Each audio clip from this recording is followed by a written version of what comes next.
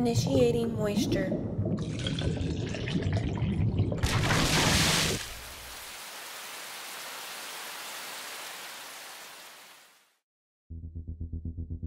Welcome to Moist Meter.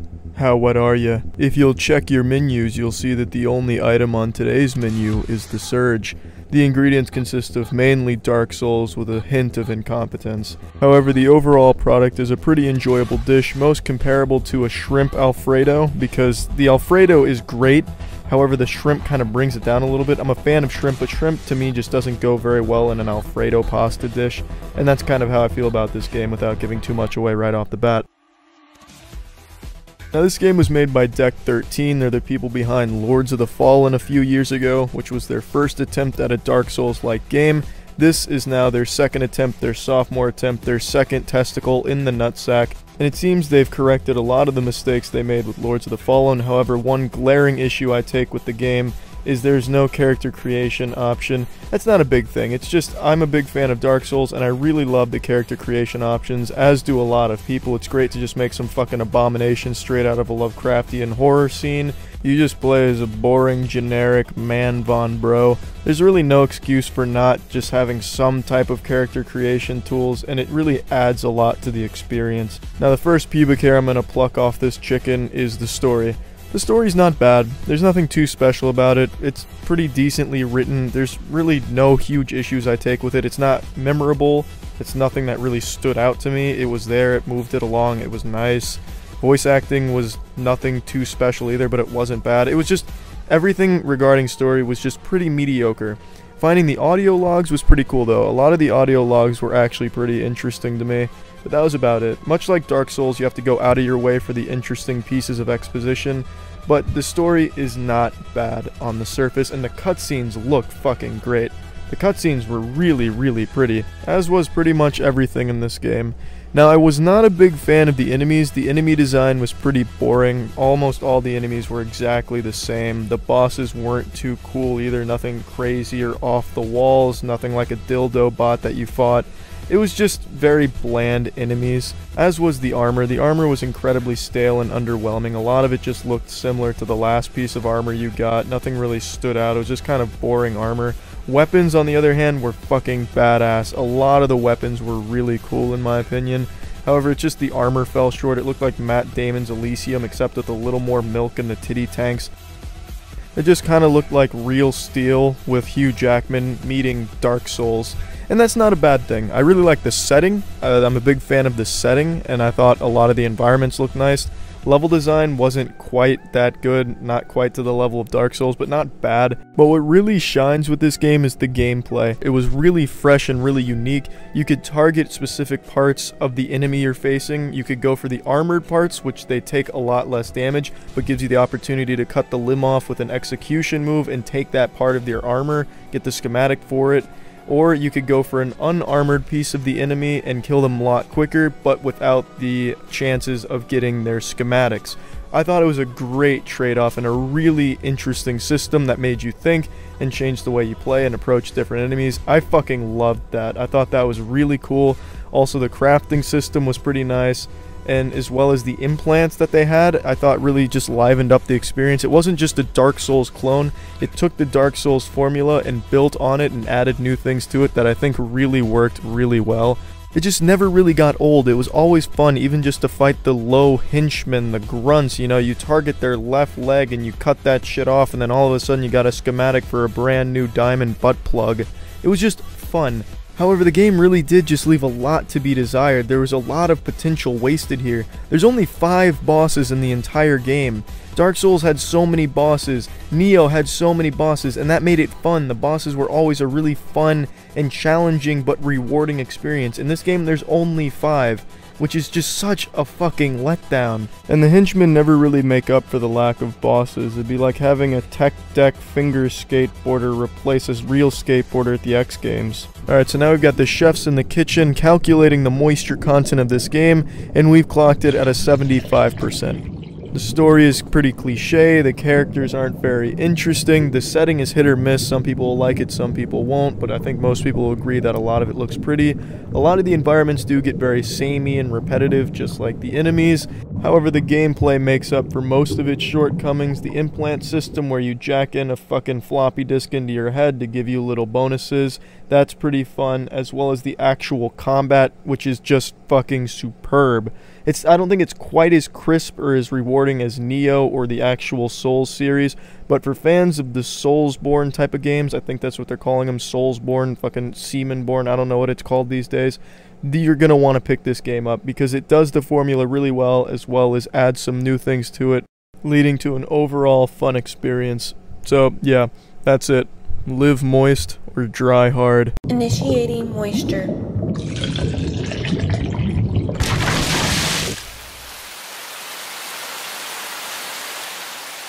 Moist meter, Cuphead, 2 words that are synonymous with excellence. Many of you are probably like me and remember Cuphead being first announced when you were a young boy.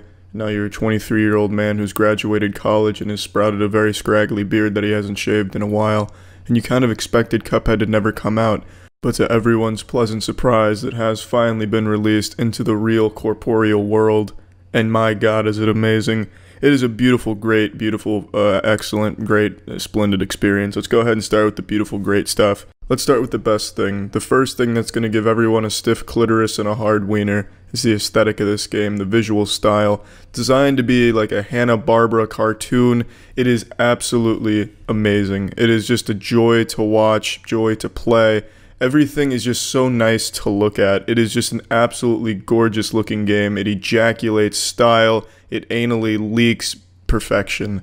Just the visuals are so nice and stimulating. It's great. My favorite visuals in all of video gaming, most likely. I'd really have to think of something that can even compete with this. I had a really rough hangover just a matter of hours ago, but when I sat down and played Cuphead for a little bit, it not only completely got rid of the hangover, but it filled my body with great nutrition and vitamins. It made me a taller and more handsome man. And not only is the visual style top notch, I'm happy to say it's not like one of those games where it has really great visuals, but everything else is lackluster because they spent all the focus on just the look of the game and everything else kind of sucks ass.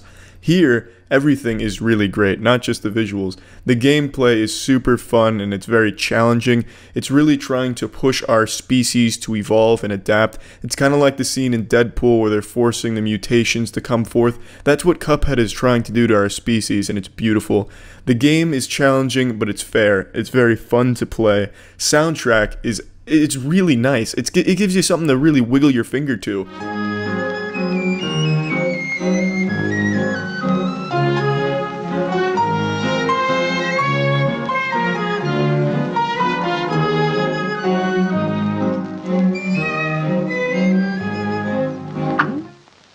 It's just a great and fun soundtrack.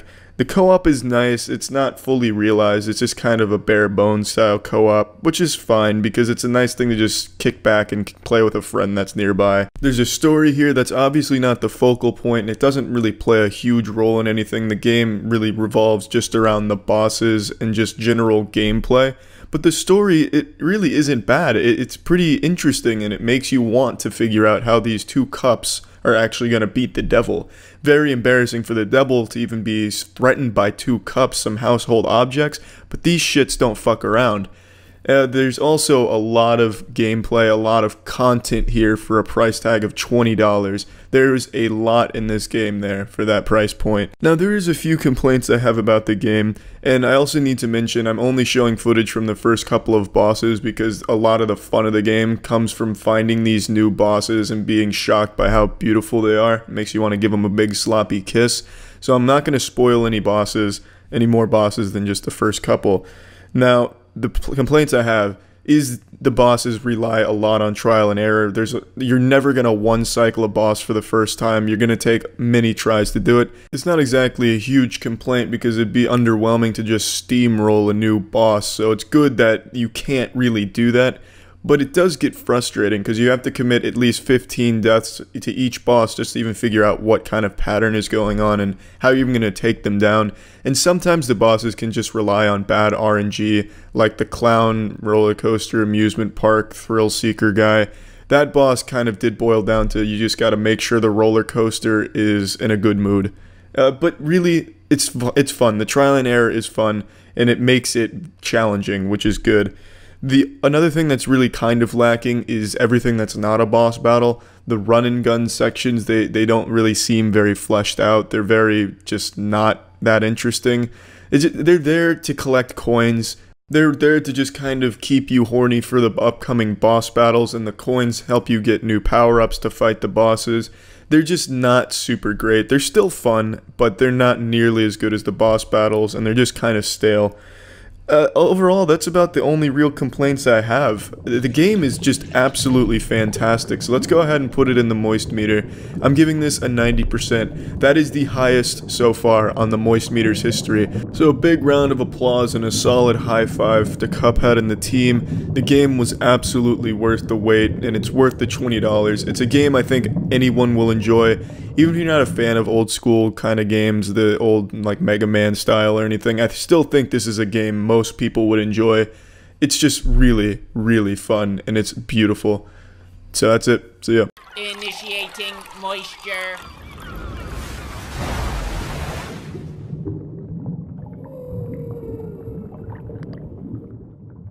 Welcome to the Moist Meter. Call of Duty is a franchise name that's been inducing vomit in the mouths of men and women everywhere for the better part of the last decade. The games they've been pumping out have just been absolute dog shit, truly atrocious. However, kids still very much enjoy them. They still send kids to bed with wet dreams with them imagining the next Call of Duty title, and then those parents of those children have nightmares about all the money they lose when it comes out. So they've been financially successful. They still do really well, so they keep pumping that shit out. I wasn't excited for the newest one, which is Black Ops 4, until I played the beta for its Battle Royale mode and was blown away. But how is the full release? Is the full release good? Is it worth it? Yeah, it's pretty fucking good. And the best part about Black Ops 4 is they just got rid of the campaign. Some brave hero, some brave warrior stood up in the Activision headquarters and said, you know what? Enough is enough. Our campaigns suck, asshole. Why are we doing this? No one likes them. And then they all applauded and said, you know what? Harrison's right. We're getting rid of this shit. The Call of Duty campaigns have been a joke for the last 8 years. A fucking horrible joke, a B-movie joke, a Tommy Wiseau joke, a fucking joke that they got tired of telling. Eventually they said, you know what, we're tired of telling the same joke, let's get rid of it. And I'm so happy they did, because this game is so much better because it doesn't have a bad campaign tacked on. So Black Ops 4 only has the multiplayer game modes. It has Zombies, Battle Royale, which is the Blackout mode, and then the standard multiplayer everyone's used to. Zombies is great. They made some questionable decisions like removing Juggernaut, but overall, it's still a very good zombie experience that you've come to know and love from Treyarch. Really well done, and I have no complaints there, except for maybe taking out a couple of things that I don't quite understand the reason for. The multiplayer, which is the standard competitive multiplayer you're used to from COD franchise, is good. I'm not personally a huge fan of the formula, but it's functional. It works well. It does what it aims to do. It's like a condom. You know what you're getting when you put it on, and it's safe. There's nothing that's going to blow you away. There's nothing that's going to have your jaw on the floor with your testicles right next to it by how good it is. But it's safe. It's normal. It's what you'd expect. So there's no complaints there from me either. It's not personally my taste, but I can recognize it is objectively well executed. It's clean. The biggest complaint with multiplayer is the spawns. The spawns are objectively awful. I've seen 3 play the games where a guy gets a kill, dies, and then gets another kill or a kill after that. So he was able to die and spawn next to enemies. That's a clear problem with the spawning system. That shit needs to be reworked. You can't be having an elite gaming specimen spawning next to some Boy Scouts that didn't even expect them there. So it's a little broken with the spawns, but everything else is pretty clean. Now the biggest thing with Black Ops 4 is its Battle Royale mode, Blackout. That is what I was most excited for after playing the beta, and it almost hurts me to say, but the game's Battle Royale is just so fucking good. I've never enjoyed Call of Duty quite like I have the last week or so of me playing this one. It's just so fucking fun. The Blackout mode is excellent, absolutely excellent. Now, let me talk about the problems I have with the mode, though, because there are some shortcomings. The sound. The sound in Blackout is horrible. It's deceptive. You have no idea where shots are coming from. It'll sound like there's a guy shooting in the bathroom right next to you in the house, but it turns out that guy was shooting across the map at a helicopter. The sound echoes everywhere, and you can never deduce the genesis of where the sound is. You can never tell where it's coming from. It's like you're stuck in like a fucking echo chamber, and you just can't figure out where it is. It's really frustrating trying to use sound to pinpoint enemies. It's very inaccurate. So that's my biggest complaint with it. Another problem I have is I think the map doesn't lend itself very well to how fast-paced the gunplay is, because it's very hard to find enemies. There's so much foliage, so many trees, and there's not a lot of verticality, so everything's flat. It makes it very hard to find enemies. The map isn't that big, which is good, but the map is so cluttered that you will never find enemies efficiently. The most kills you'll have in a game is anywhere from 3 to maybe 10 if you have a really good round. My personal best, unfortunately, is only 8, which isn't super high, but it's not bad. That's not bad, but, you know, in a game like Fortnite, you have the building to compensate for the map size, so you can build, get a better vantage point, and find people. Blackout, you don't have that, so you just have to find people on a level playing field most of the time, and that's really hard. But for some people, that's probably a plus. A lot of people may like the slower pace and the lack of finding enemies, but me, I like the faster paced games, so that's a negative in my book. Now, it's going to be hard to talk about Blackout without it being compared to Fortnite, so I'll compare it to Fortnite. I think Fortnite is a better Battle Royale game for one simple fact: you can always fight back. The positioning, let's say someone is camping near a tree that you don't see because you're playing fast-paced, and they see you first. In Fortnite, you get shot at, you build, you can react, you can fight back, you can outplay them. You're never going to guarantee a loss by getting out-positioned or because you're at a disadvantage. In Blackout, if someone has a better position, sees you first, you're pretty much fucked. I mean, that is, of course, unless the guy that spots you has got his soft cock in his hands with his eyes closed shooting at you. But the majority of the time, if someone sees you first and you don't see them, there is no chance of you winning that encounter.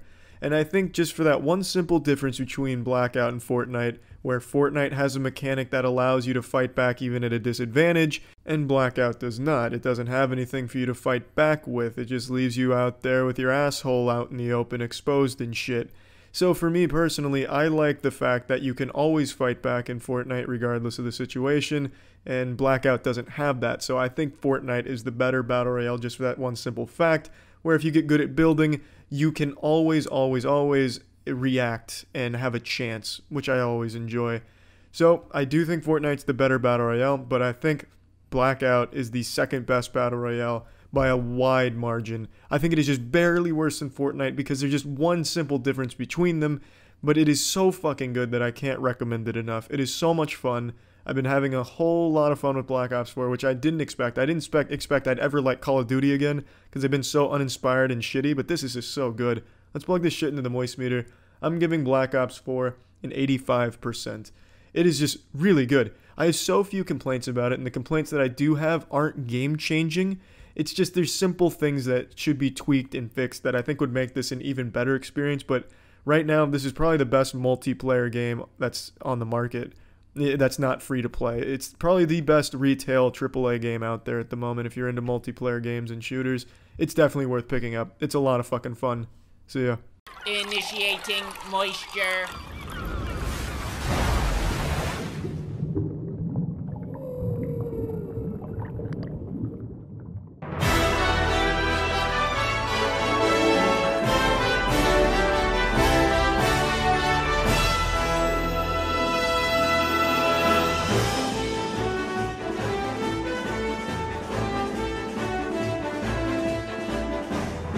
Welcome to the Moist Meter. Today we're finally taking a look at the new Super Smash Bros. I know we're a little tardy to this party here. This shit's been out for like 10 days, which means everyone on the internet's pretty much forgetting about it by now.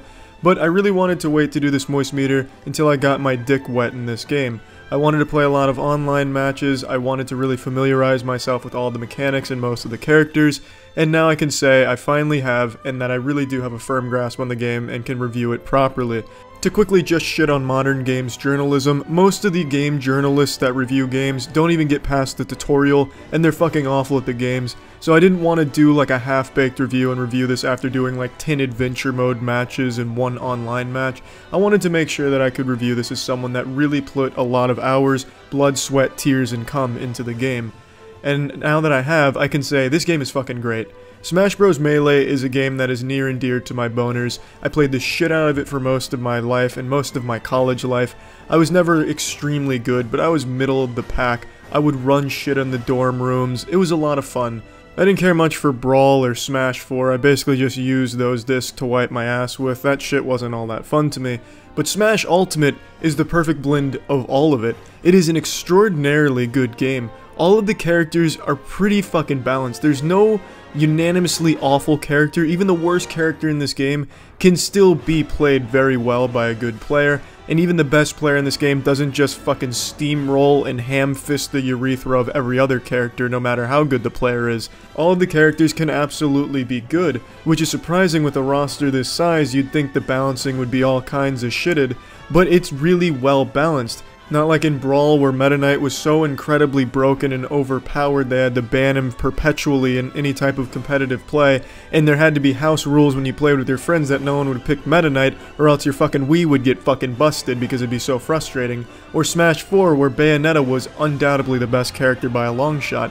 This game has so many characters that could easily be considered the best in the game, depending on who's playing them. It's really impressive how well it's balanced. Just on a personal note though, I fucking hate Inkling. I think if you pick Inkling, Santa Claus is going to be delivering coal and cow shit into your stocking this year.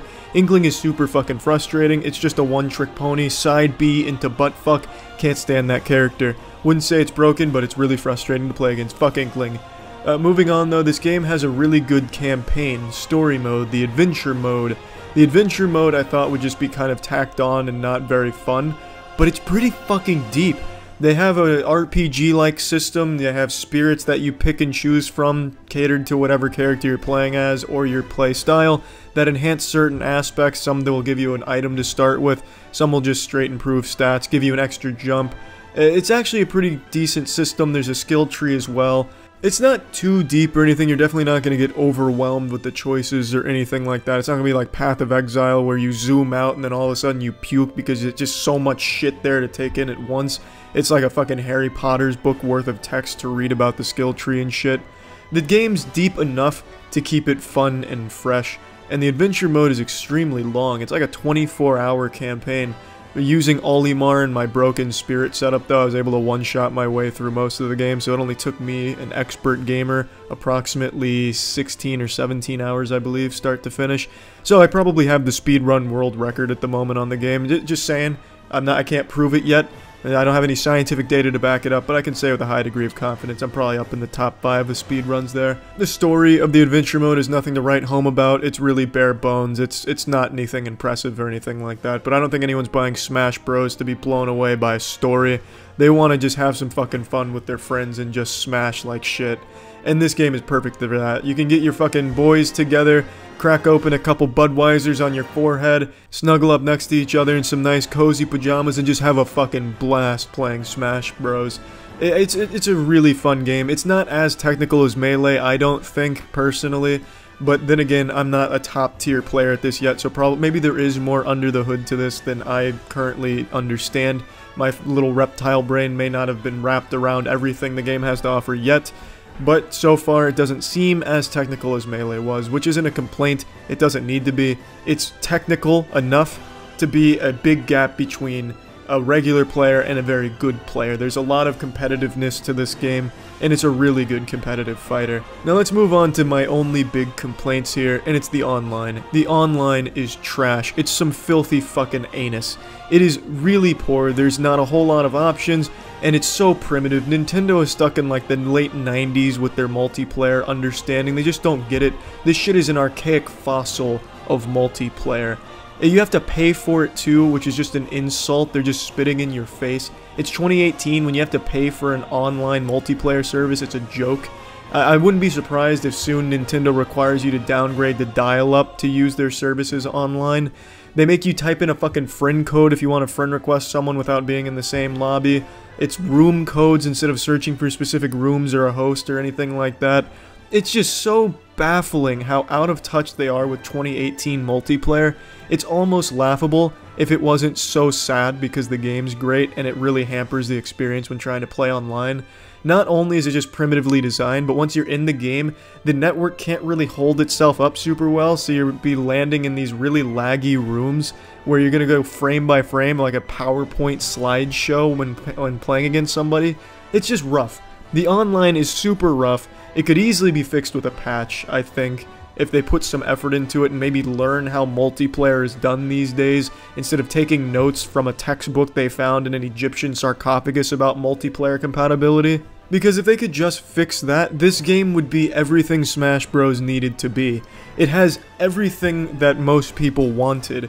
A great cast of characters, more characters to come as well. It looks like they're going to be constantly updating it with balance changes already coming out. It's just a very, very good game. But the multiplayer just holds it, the online multiplayer, just holds it back so fucking much and is a huge shit stain on an otherwise nearly flawless product. And I know you can absolutely argue that there are other flaws with this game, but I feel like they're so trivial in comparison to what the game brings that I don't even think it's worth wasting breath talking about them. Let's go ahead and plug this shit into the moist meter. I'm giving Smash Bros. Ultimate a 90%. The game is extraordinary, it's extremely fun, and it's just held back by a startlingly bad multiplayer. Not just because of really bad practices from Nintendo and not understanding multiplayer, but even the actual multiplayer itself doesn't function as well as it needs to, and it's surprisingly limited in the options that it has. But otherwise, the game is perfect if you want to just play with your friends. It's a great game even if you just want to play by yourself and do like story mode or against CPUs. It's just a great fucking game. I do think this is probably the best Smash game overall, and I don't say that lightly with how closely attached I am to Melee. I have been absolutely loving Smash Ultimate. That's it. See ya. Initiating moisture.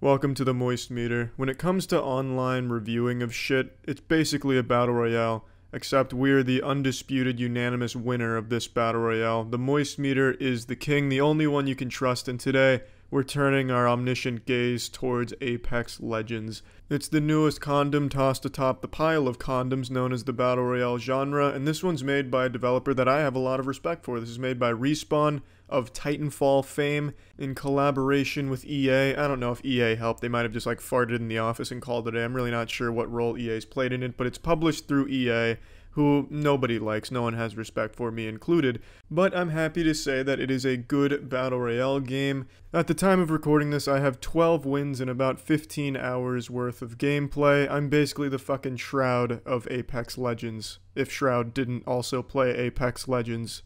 Now, I don't know if this is something Respawn really was passionate about making, or if EA just shoved their micro dick down the throat of Respawn and forced them to abandon Titanfall to make this one. There's really no telling, but Respawn made a quality Battle Royale product here.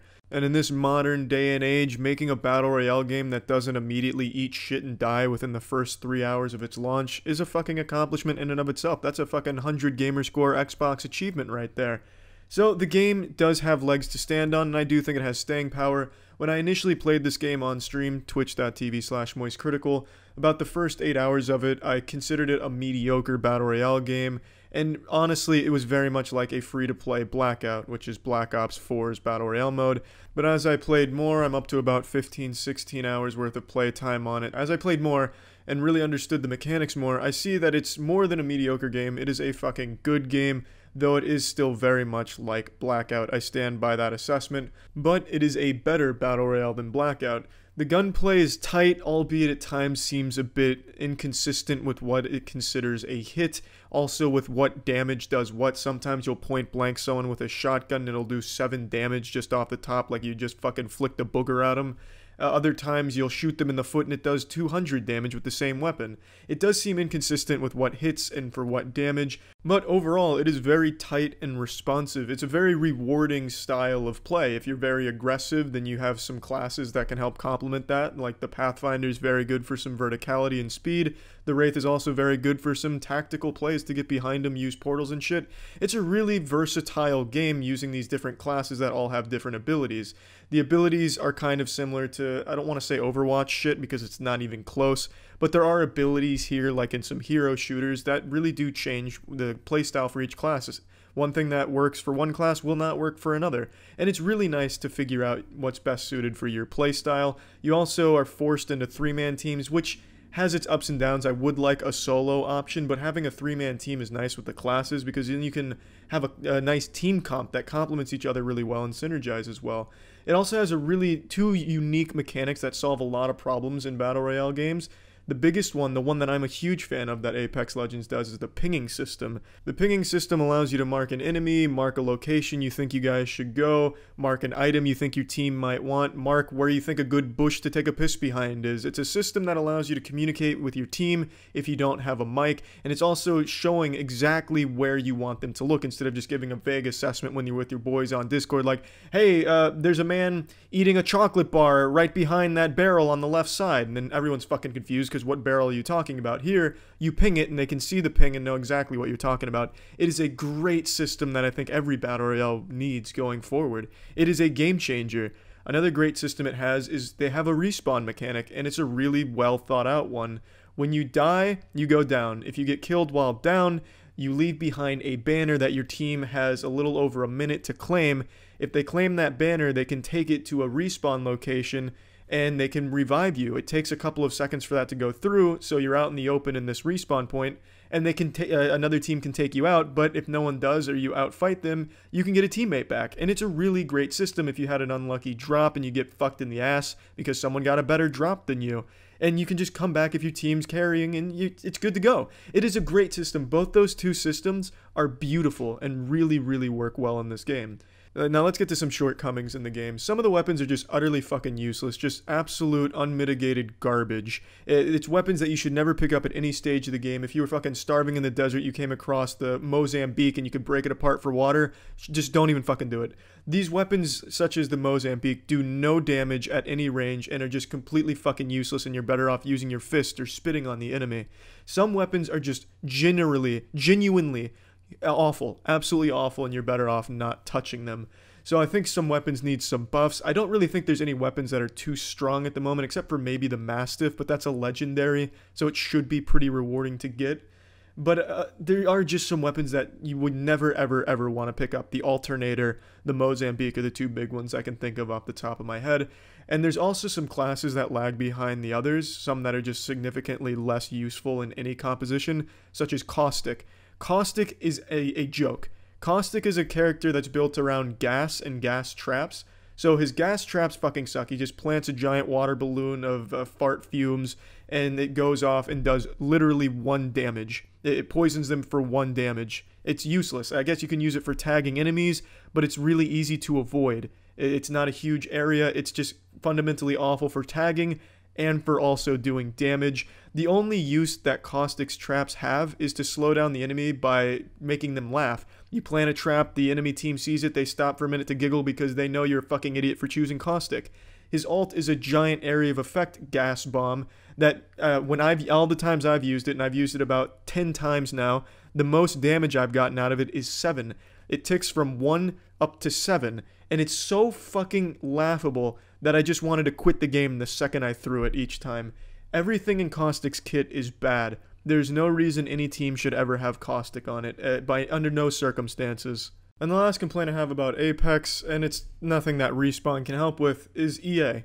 EA's fucking servers crash constantly. You know what, actually I don't know if it's EA, but I'm gonna blame EA because it feels like it's on their side considering I get origin errors that just kick me out of the game sometimes, kick me back to the main menu, or just cause me to disconnect randomly. I think that's an EA server side issue or some shit, I'm really not positive, but it is a big damper on a good Battle Royale game. Let's go ahead and plug this shit into the moist meter. I'm giving Apex Legends a 75%. I really do think this is one of the best Battle Royale games out at the moment. It is extremely well done, and in 2019, it's something to celebrate that a game comes out and it actually fucking works for the most part. This game runs very well, works very well, and it's a very well-made game, which is rare in this day and age where everything's fucking early access beta. This is a full-release Battle Royale, and it feels like it. It really feels like it. It is a good game, very, very much worth playing if you're a fan of the genre. That's it. See ya. Initiating moisture.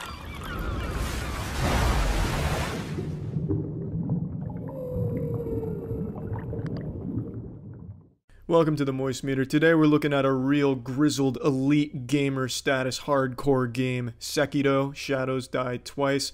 From Software's newest game, let me go ahead and say Souls-like games are my favorite games out there. It's among my favorite genres. I've played literally every big-budget Souls-like game, including Lords of the Fallen and The Surge, which a lot of you fake pussy-ass gamers seem to have skipped over. I was out there putting nuts to butts on those games, and I still enjoyed those. I fucking love the genre, and I'm happy to say Sekiro Shadows Die Twice is a beautiful entry into it, gave me some fat boners, and now it's time to share that hard penis with you and what my thoughts on the game were. Now, I think most people were expecting Sekiro to be Dark Souls clone, Dark Souls in a different coat of paint, a Trojan horse for Dark Souls just in a different time period, and it's not. This is a very mechanically different game from the Souls series, and that's a good thing. They explored different ways of combat, and I think for the most part it flows and works really well, and I don't think anyone's surprised to learn that Sekiro is a good game. From Software really fucking kills it in this genre, and they really did try and innovate in this one, and I think for the most part they did something very unique. It's not an overly different game from the Souls games. If you've played the series, you're going to feel right at home in here. It's immediately recognizable as a Souls-like game, but it plays very different. For instance, in Souls-like games, typically you rely on dodging as your primary method of avoiding damage. Sometimes you'll block, sometimes you'll parry, but primarily you're going to be dodging. In this game, dodging isn't that useful. Primarily you're going to be focusing on deflecting and breaking your enemy's posture. That's a new thing they added, is the posture system. The more you attack, the more they block, the more you block, the more you deflect, the more damage you're doing to their posture and the more damage you're taking to your posture. If you break their posture, even if you haven't taken down all their health, you get to use a finisher on them. And it's fucking satisfying, and it makes it very strategic. Each fight seems like a really impressive showdown between two highly skilled swordsmen, and trust me, as an avid Reddit user neckbeard, I understand the ways of the blade, and it really feels like a real sword fight. They fucking nailed it here. Especially when it comes to one-on-one with like a mini-boss, a strong enemy, or a boss. One-on-one in this game just feels so fucking great. Now, the difficulty is what a lot of people are debating on. Is Sekiro easier than Dark Souls? And my answer is, I'm not sure. I really can't tell. The game is certainly more forgiving.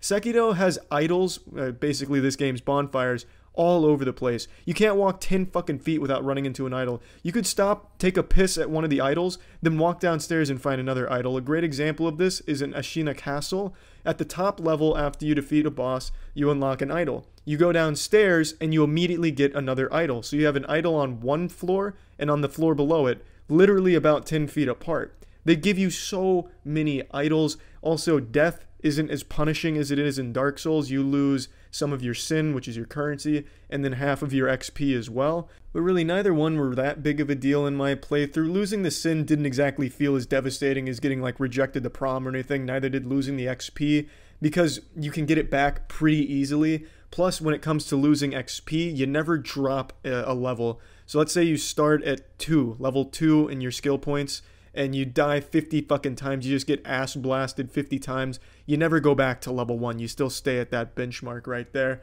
So death, I think, is a little more forgiving in this than the Souls series, where you lose all your souls and you get kind of fucked hard sometimes. This one, you never really feel like you're getting face fucked by death. You can kind of just keep charging at it. If you, let's say you spend all your sin, you can kind of just keep charging at a hard enemy or a hard horde and just fucking meatballing your way through. Just fucking keep dying, just keep wet noodling it and never have to worry about it, because it's not that big of an issue. The only thing is, if you do die, you have an option of resurrecting, and the resurrection causes dragon rot, which will lower your unseen aid, which is another mechanic in the game, and also inflict your NPCs with what's called dragon rot, which makes some quest lines inaccessible.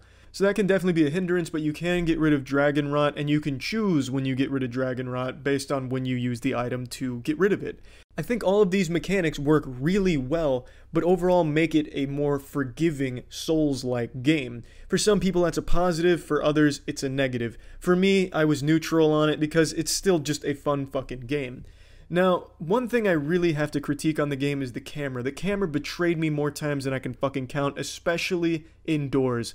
Indoors in an enclosed space, sometimes it'll just take the lock off of the enemy and it'll throw itself into like a goddamn toilet somewhere, just get lost in the shitter. You can't see anything and you just get absolutely clobbered, and by no fault of your own, just some spotty camera shit. And I also don't really like Sekido's approach to difficulty in some circumstances. In some boss encounters and mini-boss encounters, the way they make it hard sometimes isn't because it's a hard enemy, it's they'll throw multiple enemies in addition to that enemy at you, so they'll just try and overwhelm you with numbers, and then it becomes a huge challenge. I think that's a really lazy way of making a boss or mini-boss challenging. I prefer if his combo strings or moves were just better designed and to make it a more mechanically challenging boss instead of, holy shit, I'm just getting hazed in the football team's locker room here by all of these enemies. I just don't like that approach all that much. Also, in the game, you get a robo-arm, a prosthetic arm, which comes with a lot of different attachments, like a fucking flamethrower, things like that. I think all of the prosthetics were very, very situational, to the point where you'd almost never use them, and you'd always just forget that you even had them. I don't think the prosthetics ever really had a strong purpose, at least in my initial playthrough. New Game Plus, I find myself using it a bit more. That's another thing, New Game Plus is extremely easy. I expected it to be harder, not a complaint, just saying. But the prosthetics never really solidify themselves as a valid thing to use against any enemies of any kind. Sometimes, like with the finger whistle prosthetic, you can plan out a strategic attack, and I could see the use in that. But in terms of combat, I don't think you will ever use a prosthetic for more than like breaking a shield or something with the axe, or just very briefly stunning the boss with the firecracker so you can get one cheap shot in on him or break up his combo. Also, in addition to that, there's a couple skill trees that are totally fucking worthless as well. The martial arts tree serves genuinely no purpose at all. It doesn't really increase the duration of your consumables by much, maybe like 2 or 3 seconds from what I've seen.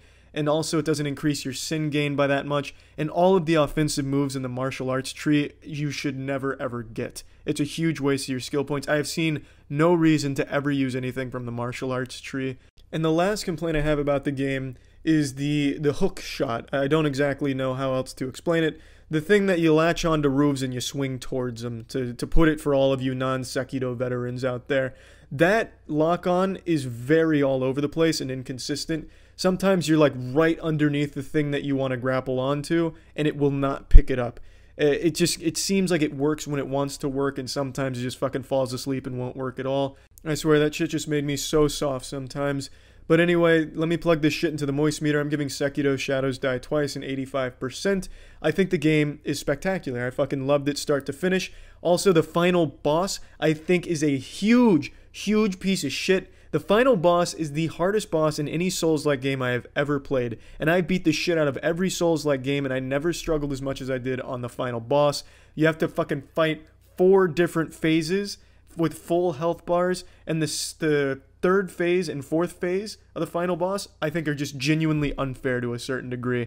I had to cheese it to beat him, and I'm embarrassed to say that because I've never had to resort to using any type of cheese on any boss in any of the Souls-like games, but in this one, I unfortunately did. I haven't gotten back to him in New Game Plus yet. I'm taking my time and exploring again, and this time I feel like I can probably get him, but still, that boss is fucking brutal.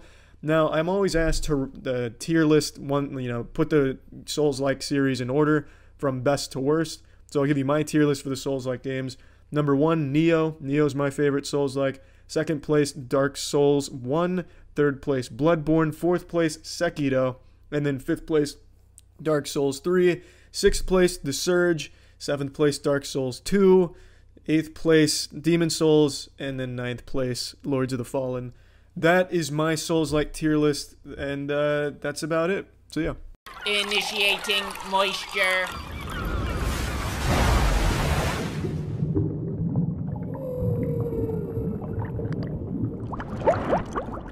Let me go ahead and start this moist meter by confessing a sin. I don't like the Borderlands series. I wasn't a fan of 1 and 2, and I didn't play Tales from the Borderlands, though I caught up on the lore just for this game.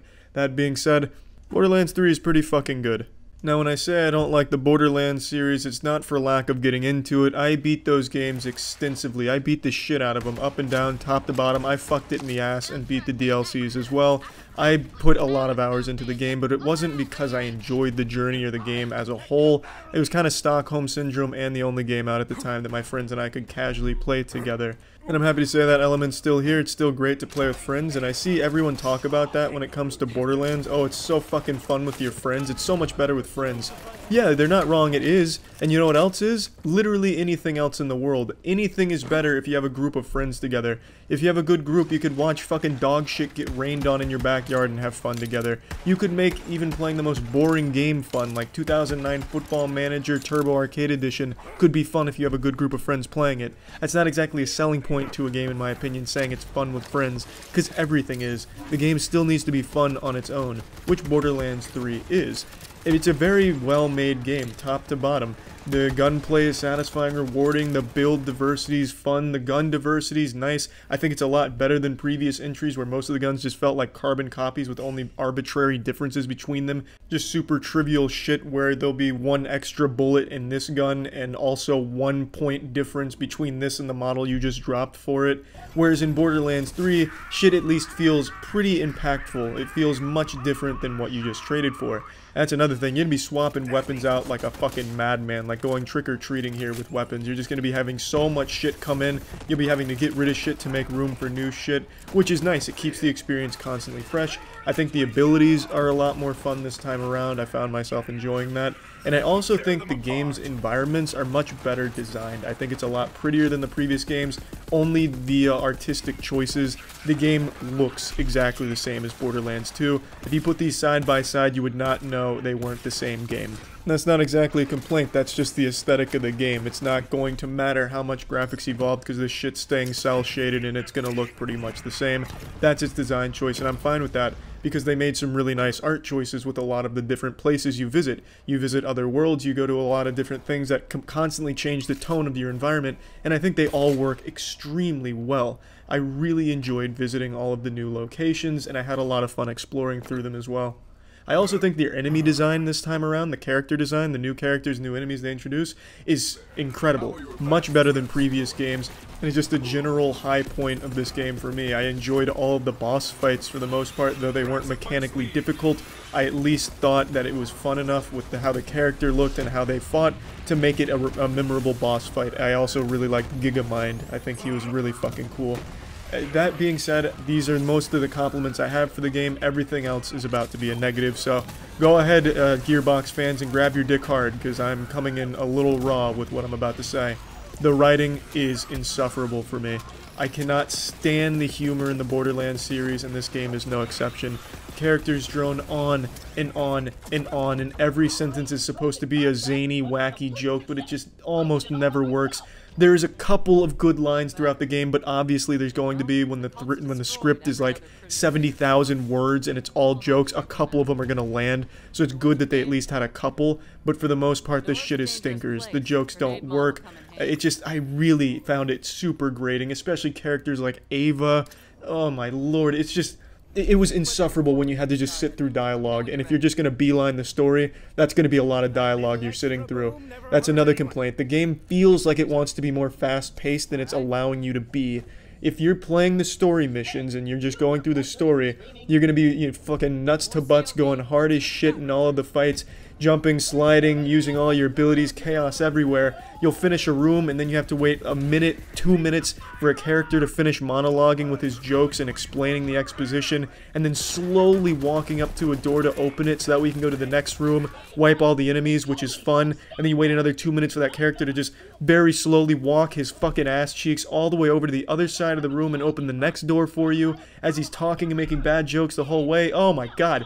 It made me so upset because you get in this rhythm where you're playing so fast and you're having a lot of fun, and then it comes to a screeching halt where you get just nothing but slow-moving NPCs that have to come hold your goddamn hand like a lost toddler in a grocery store to lead you to the next corridor for you to blast enemies' shit off. It was frustrating. Now, that problem doesn't exist in most of the side quests that I played through, and I had a lot more fun with the side quests than the main ones. Another thing, the narrative isn't good. The new villains, the twins, they suck. They're bad villains. Most of the characters in the game I think are bad, but that's just because the writing and the humor is so bad. But these villains are another step up. They're just not good at all. And talking about the humor being really more misses than hits, obviously that's subjective. I can see a lot of people, you know, enjoying when they say amazeballs 10 times. but for me, hearing epic amaze balls 10 times makes me want to lay my ears down on a belt sander. It's an assault on the senses with some of these characters and what they say.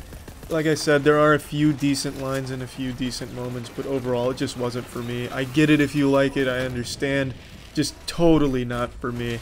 And the good thing about the game is you don't need to understand at all what's going on narratively. You can ignore all of the characters and just enjoy the fun gameplay. And the gameplay is, no doubt, very fun when you get to play it the way you want to play it.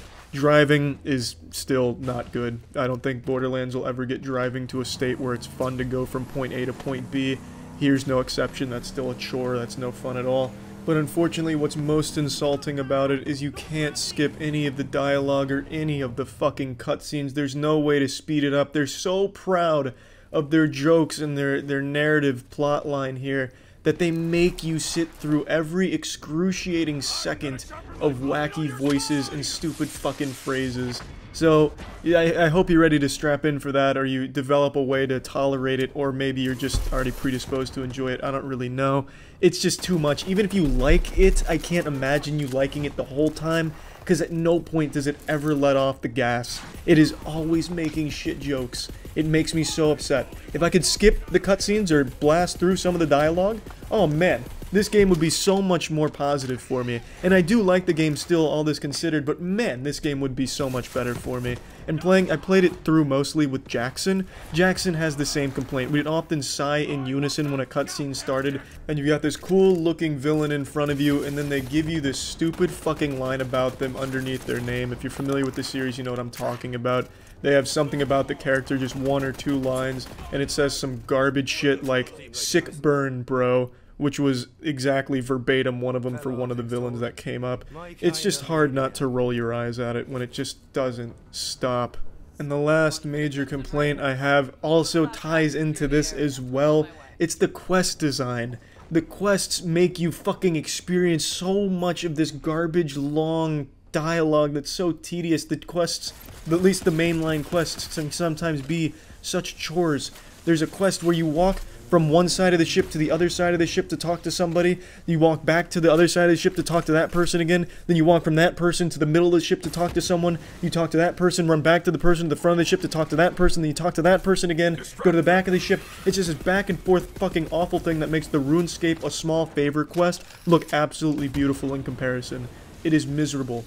I hated a lot of the quests. Some of them, make no mistake, were very good and very fun, but man, there were some real stinkers that made me just want to stop playing and go take a break or do something else, anything else, except listen to that goddamn dialogue and walk back and forth listening to more of it. But overall, I'd say Borderlands 3 has been a fun game that I have been enjoying. So plugging Borderlands 3 into the Moist meter, I'm giving it a nice 80%. I think there is a lot to offer in the game. Obviously, the billion weapons shit is really fun. It's never not satisfying to kill a boss and then he just explodes in this bukkake of colors that have all kinds of weapons, class mods, grenades. It's just a lot of fun, and there's a lot of different and really cool perks and stuff that go on different shit. And I just really find there to be a lot offered by Borderlands 3. So that's about it. See ya. Initiating moisture.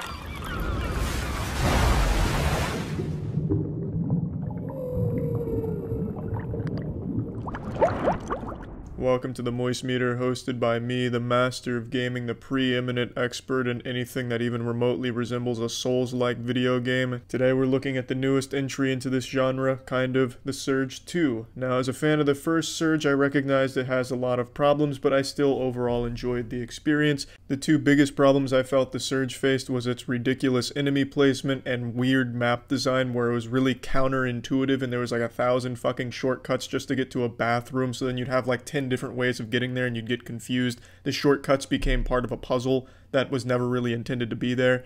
And I'm happy to say the Surge 2 improves in both of these areas, more so on the enemy placement. Like in the first game, they'd stack 50 enemies behind this box that would jump out and fuck you in the ass before you had any chance of knowing they were there, so a lot of the deaths felt like it wasn't your fault, but more just bad enemy placement. Because, like I said, they'd pop out of this birthday cake like strippers you weren't expecting, and they were all over the place, just fucking gangbanging you, and it was just really lackluster.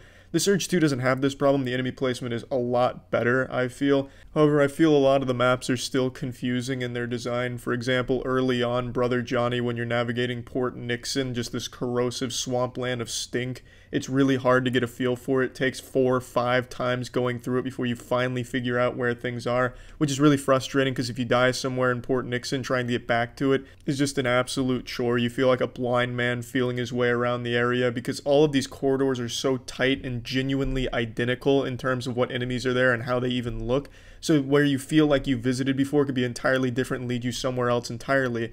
There are just so many nooks and crannies of these areas that it's so easy to get lost in. And again, there's a lot of shortcuts, which does help. And they cut back on the shortcuts this time so they actually feel meaningful and you can actually remember where they are, which is nice. But even still, the map design, I think, leads to a lot of confusion. But lackluster map design aside, I think the maps look very nice. I think it's a technical upgrade from the first one across the board. And I really feel like it's mainly just overall a much better experience than the first Surge, especially in terms of the weapons. I was finding weapons left and right that I had a lot of fun with. There's more weapon varieties. There's a whole lot of new fun finishers, of course, that are always satisfying to execute. Get a lot of parts, get a lot of weapons, and you're always constantly switching things out, trying new things out. See what really fits your playstyle. If you want something fast, have like fucking Valkyrie claws, go full Wolverine style on them like a fucking feral animal. You can do the hammer approach, which I gravitated towards early on in the game. And it never stops being satisfying, chopping through all of these mobs of enemies on your way to a boss or on your way to explore or find new things.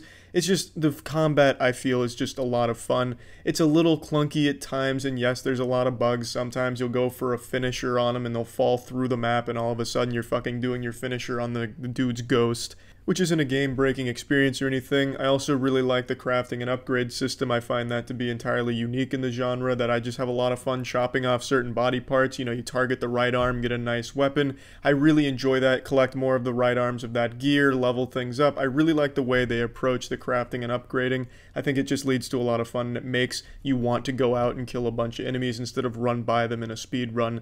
I also really like their approach to bosses. I think some of the bosses are pretty uninspired and kind of lazy. There's not a whole lot of cool mechanics to them. It's kind of just do the same tactics you've been doing the whole game, but now on someone with more health, which isn't the greatest, but the bosses at least look cool for the most part. But what I really like when it comes to bosses is you can approach the boss in a different way and do a challenge kill on it to get a different weapon, an improved weapon. In most cases, they're not overly great, but it is still always rewarding to pull off the challenge and get that special weapon for killing the boss in that way. And I think that is just a really cool game design.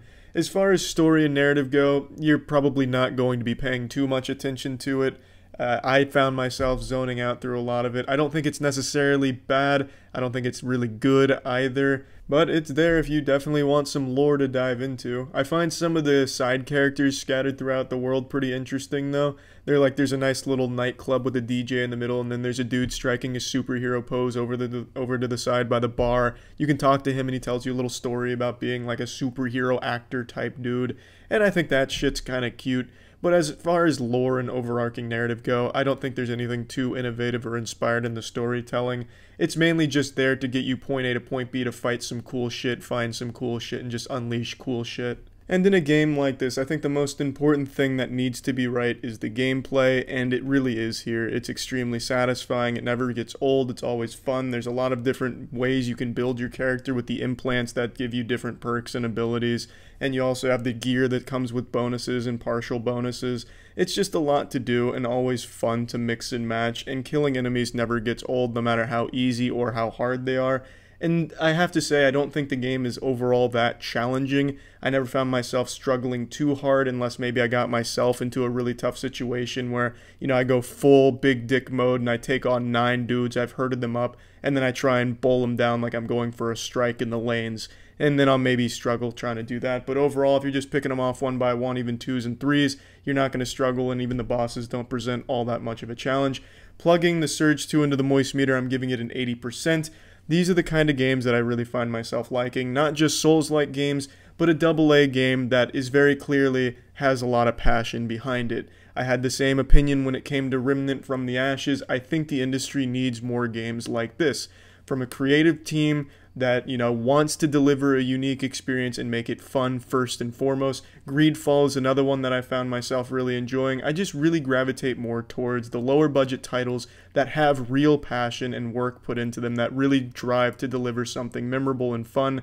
And I think The Surge 2 does that. It's not going to be anything that ranks overly high on the Souls-like fans tier list, I don't think, but it's enough that it's a fun game to be entered into that category and just an overall fun experience. And that's about it. So yeah.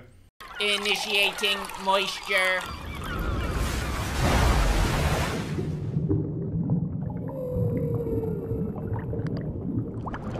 Welcome to the Moist Meter. Today we're looking at Code Vein, otherwise known as Anime Souls, Weeb Souls, Waifu Souls. It has many different titles, but one thing it definitely is a very, very anime Dark Souls inspired game. Nothing wrong with that. I think the game overall is very fun, so let's rumble. The biggest difference between this title and others in the genre is its emphasis on story. Most games that fall into this really put not much focus on a story. Yeah, they're there, and they're definitely good if you go out of your way to find the story elements, but this one is much more about a narrative that you follow, meeting characters developing, solving mysteries, and it's a lot of fun. Even though oftentimes it's extremely cheesy, it's not a bad thing, but this is genuinely some of the most anime shit I have ever seen in my life. There's a main character named Yakumo, and every time he even so much as hears a fart, he goes into this long monologue about what his friends mean to him. I shit you not, there's a scene where he takes out an onigiri, takes a bite of it, and then says, "Oh, I see you saw me eat an onigiri. Well, I'm not exactly hungry, but it reminds me of my friends. My friends and I used to love eating these together, and there's not a goddamn thing on this planet I wouldn't do for my friends. I'd go to hell and back for my friends, then back to hell if they wanted me to. I'd stay in hell and jerk off in hell if my friends wanted me to. My friends mean everything to me. Friendship. The power of friendship." I can see why that would be off-putting to a lot of people who don't want to hear ramblings about the power of friendship, and there's a lot of big anime titties that jiggle around a lot. So if you're really not into that whole generic anime plotline dialogue and style, then there's not a lot here for you narratively. But if you don't mind the cheesiness and you don't mind some really lackluster voice acting in a lot of points in this game, it's a lot of fun. I think the story's well written and it's interesting and it keeps you invested in the characters. But you can skip the dialogue, you can skip the whole story if you want to, just kind of mash start through it like you're watching a RuneScape cutscene, you're just fucking hammering space to get through it. And that's fine, because the gameplay is very fun, so if you really just care about good Souls-like gameplay, Code Vein offers that for sure. There's a decent amount of build diversity, but they all kind of boil down to 3 main weapons and 3 main ways of playing. There's a bayonet, which allows you to shoot, and it's best for casting.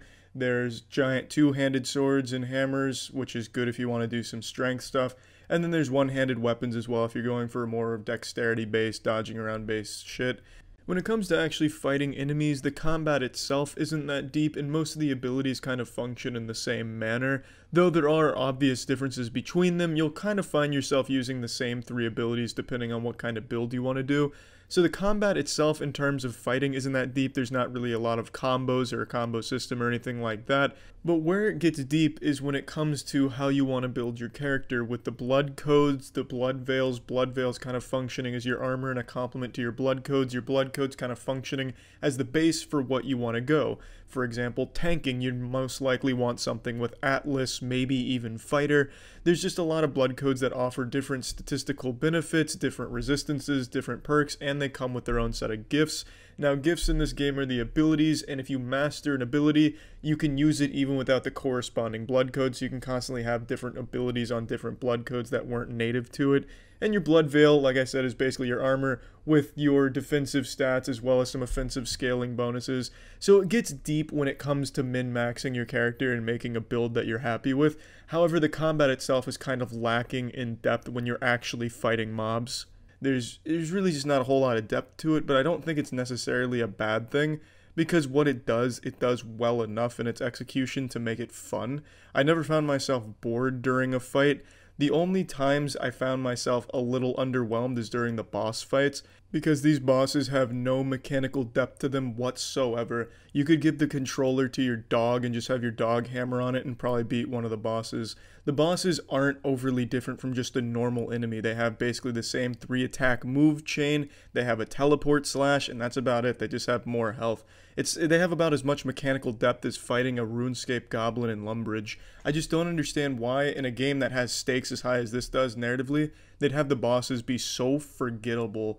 There's never a time where you're struggling against a boss because you have a companion with you at all times, and the companions are way too strong. I'd recommend playing this game without companions if you want an actual difficult experience, because with companions, this is the easiest Souls-like game that's ever been made by a mile.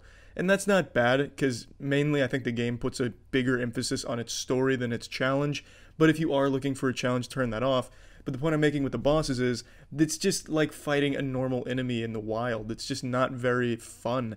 In the boss design, I think they're aesthetically cool, I think they look nice, but I would at least like their attacks and the battle itself to have a little more depth than just dodge 3 times, slap in the back 3 times, then they're staggered, they go down on one knee like they're praying, and then you just fucking hammer them and take their lunch money and poke them in the ass with your sword.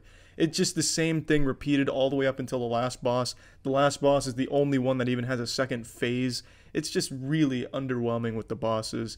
And that also extends to its common enemies as well, because there's really only 4 enemies in this entire game that are repeated throughout the entire 15-hour journey.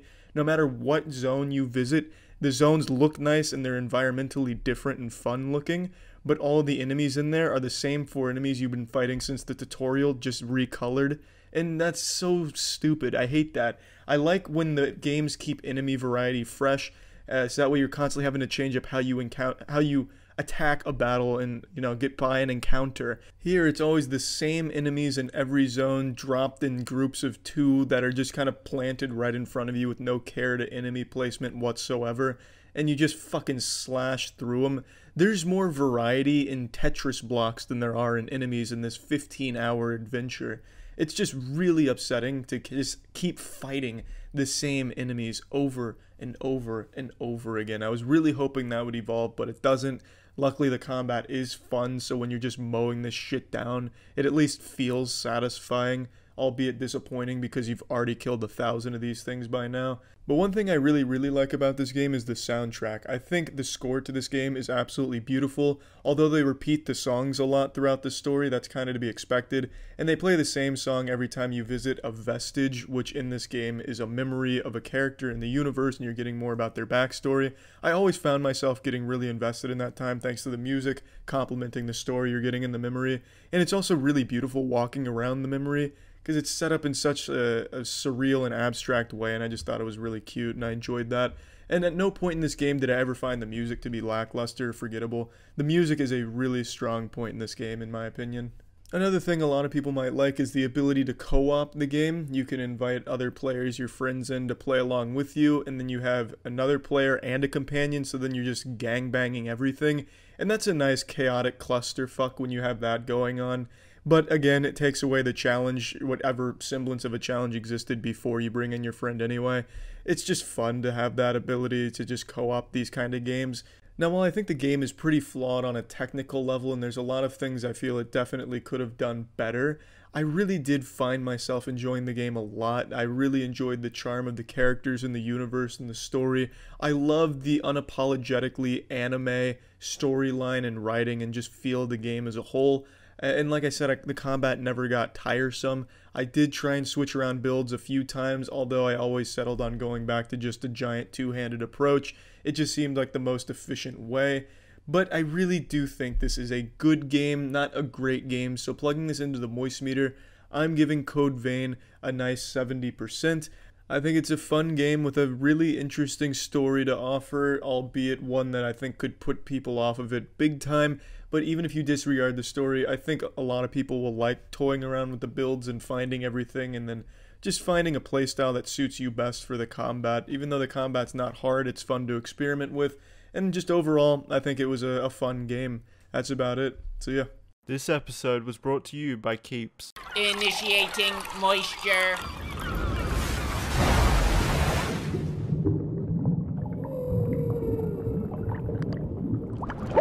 Welcome to the Moist Meter. Today we're looking at Dragon Ball Z Kakarot. This is the latest Dragon Ball Z game, and like almost every other Dragon Ball Z game before it, you play through the story of Dragon Ball Z from start to finish. However, Dragon Ball Z Kakarot is far more in-depth and has significantly more fan service than any of the other ones, which is great. They're bringing back characters that I guarantee no one in the world remembers ever existed in the universe in the first place. Not even Akira Toriyama would recognize half the fucking cast and crew here. They'll have like a side quest given to you by the baker who appeared in a single scene during a flashback of episode 8 in the original Dragon Ball series from the 80s. It's crazy the kind of characters they brought in here, and it's really heartwarming to see a lot of them brought back. But I don't think their side quests they give you are all that enjoyable. Most of them are just fetch quests. Hey Goku, it's good to see you after 40 years. Can you find me some fresh deer meat, 3 tissue boxes, and a lawnmower? I'm working on a new invention. Just the quests themselves aren't very fun from a gameplay perspective, but it's really cute to do them and then get that character's soul emblem, which is basically like a little trading card with the character's face on it, a little token with their face on it. I'll get into that in a minute. The soul emblem mechanic in the community board I think is a really cool, interesting mechanic they brought in. But yeah, it's not just bringing in fan service characters, they bring in literally every element from Dragon Ball Z's main story arcs. Even the filler episodes such as Goku and Piccolo driving, it's here. It is a really deep dive through the entire arcs with all of the fat trimmed off it. It's a really nice summary of everything, and it's really enjoyable to just sit through and rewatch it again, kind of. Like, even just not playing the game, watching it is a lot of fun, because you get all of the same story elements, all of the same cheesy dialogue, cheesy writing, and power-ups and shit. You know, I was so fucking invested in this. By the time I was able to gather the 7 Dragon Balls in the open world, I damn near made a wish myself for extra inches to my height. I just got so invested in the story and the game. It was cute. I felt like a little kid again going through all this nostalgia shit. And I will say, if you're not a fan of Dragon Ball Z, I don't think there's a whole lot here for you in terms of the story and everything. Most people are just going to find it overly cheesy and just silly.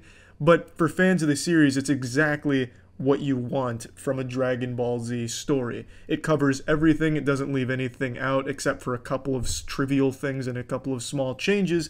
It's just great. I really like what they've done with the narrative, and it's a lot. There's a ton of cutscenes here, and I don't think all the cutscenes look very good. A lot of them are kind of Jump Force-esque, like Jump Force meets PowerPoint. It's just very still image shit, which is a little underwhelming, but it's fun. I do enjoy it.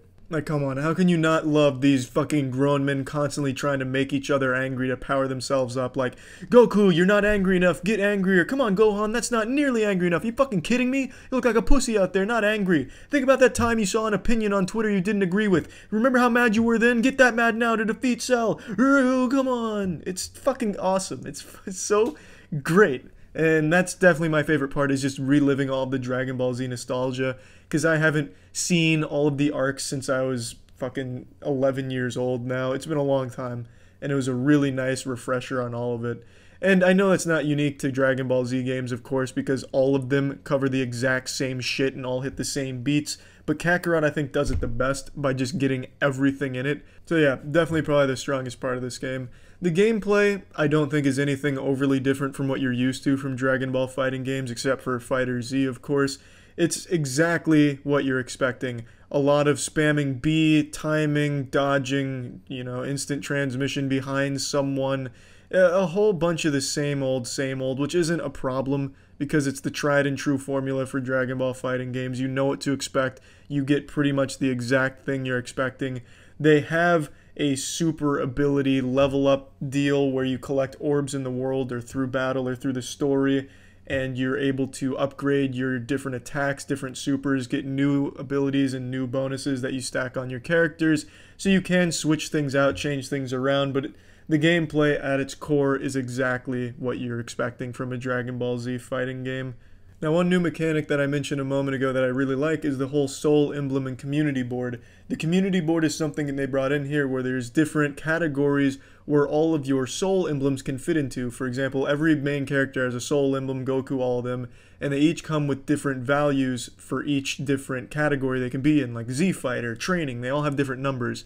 And you put these soul emblems in the board, and as you match other characters in the community board, you get bonuses. You know, some bonuses give you bonus XP, some give you more damage, all kinds of different bonuses that you're able to unlock by putting new soul emblems in there that you get from the story or through the side missions. And I think that's a lot of fun to keep amping up your power, making yourself more powerful, making the grind easier. You know, maybe you want to collect more items in the world or get more money. Well, then you'd overload some of those categories that give you those bonuses with some soul emblems that fit there, and then you can give them gifts that increase it further. I just found that system to be very nice and just kind of a cute little twist that was able to just amp the gameplay up a little bit more for me and add a little bit of strategy and preparation. Now, the open world is something that I know a lot of people are curious about. I don't think the open world really adds all that much to this game. It's kind of just barren. There's not a whole lot to do. There's side quests in there, sure.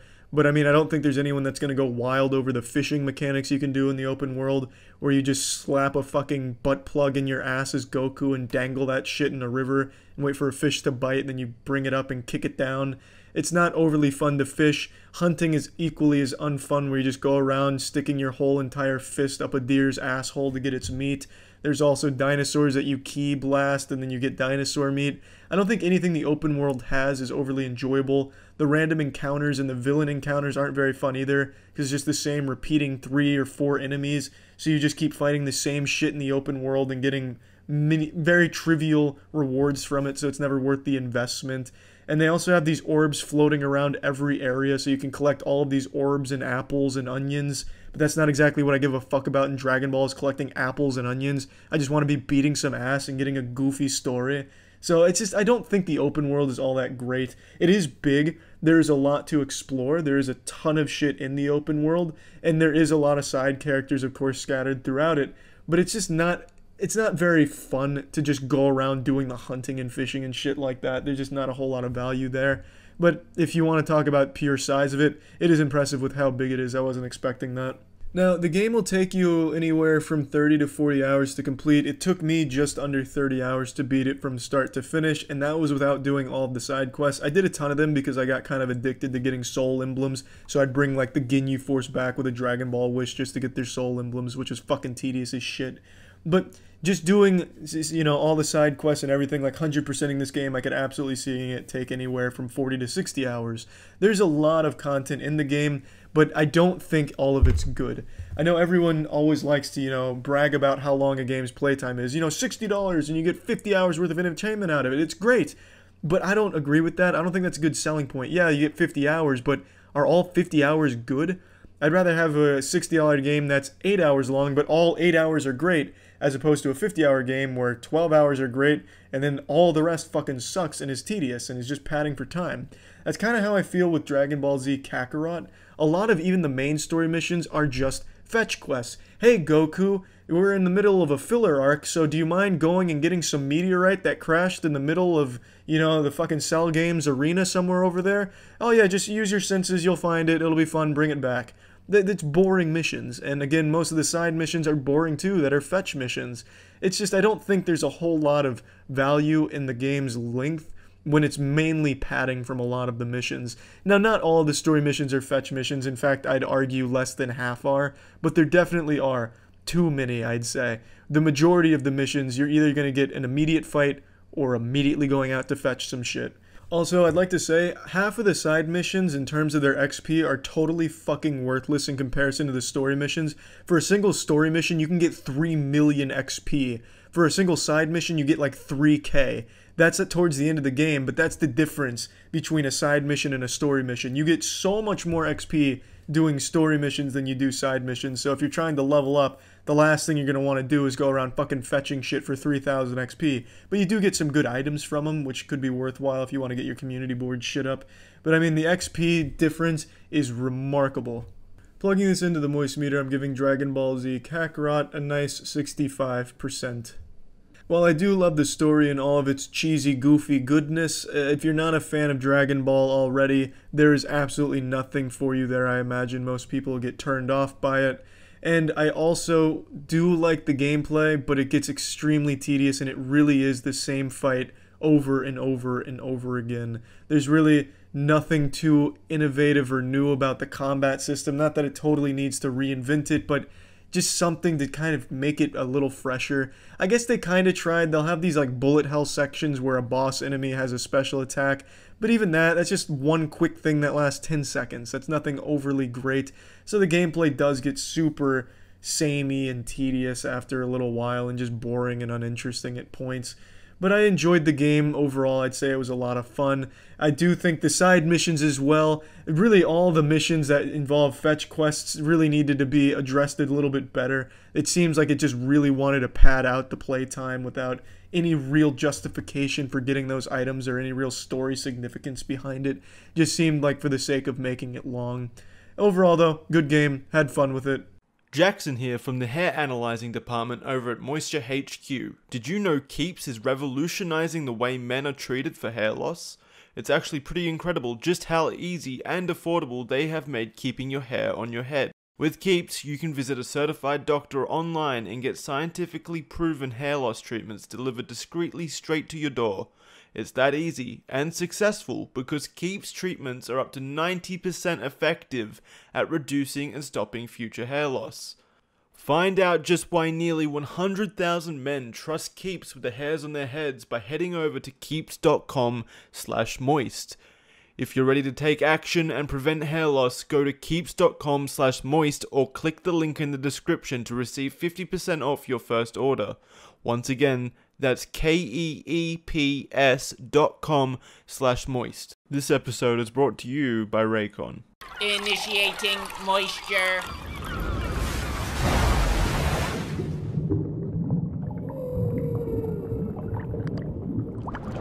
I was an Animal Crossing virgin until New Horizons came out, and I have to say, this is not the kind of game I've ever really enjoyed, but this game fucking bangs. I've had so much fun, and I can fully see why so many people get so invested in the game. There's just so much to do in it, and it's a never-ending experience.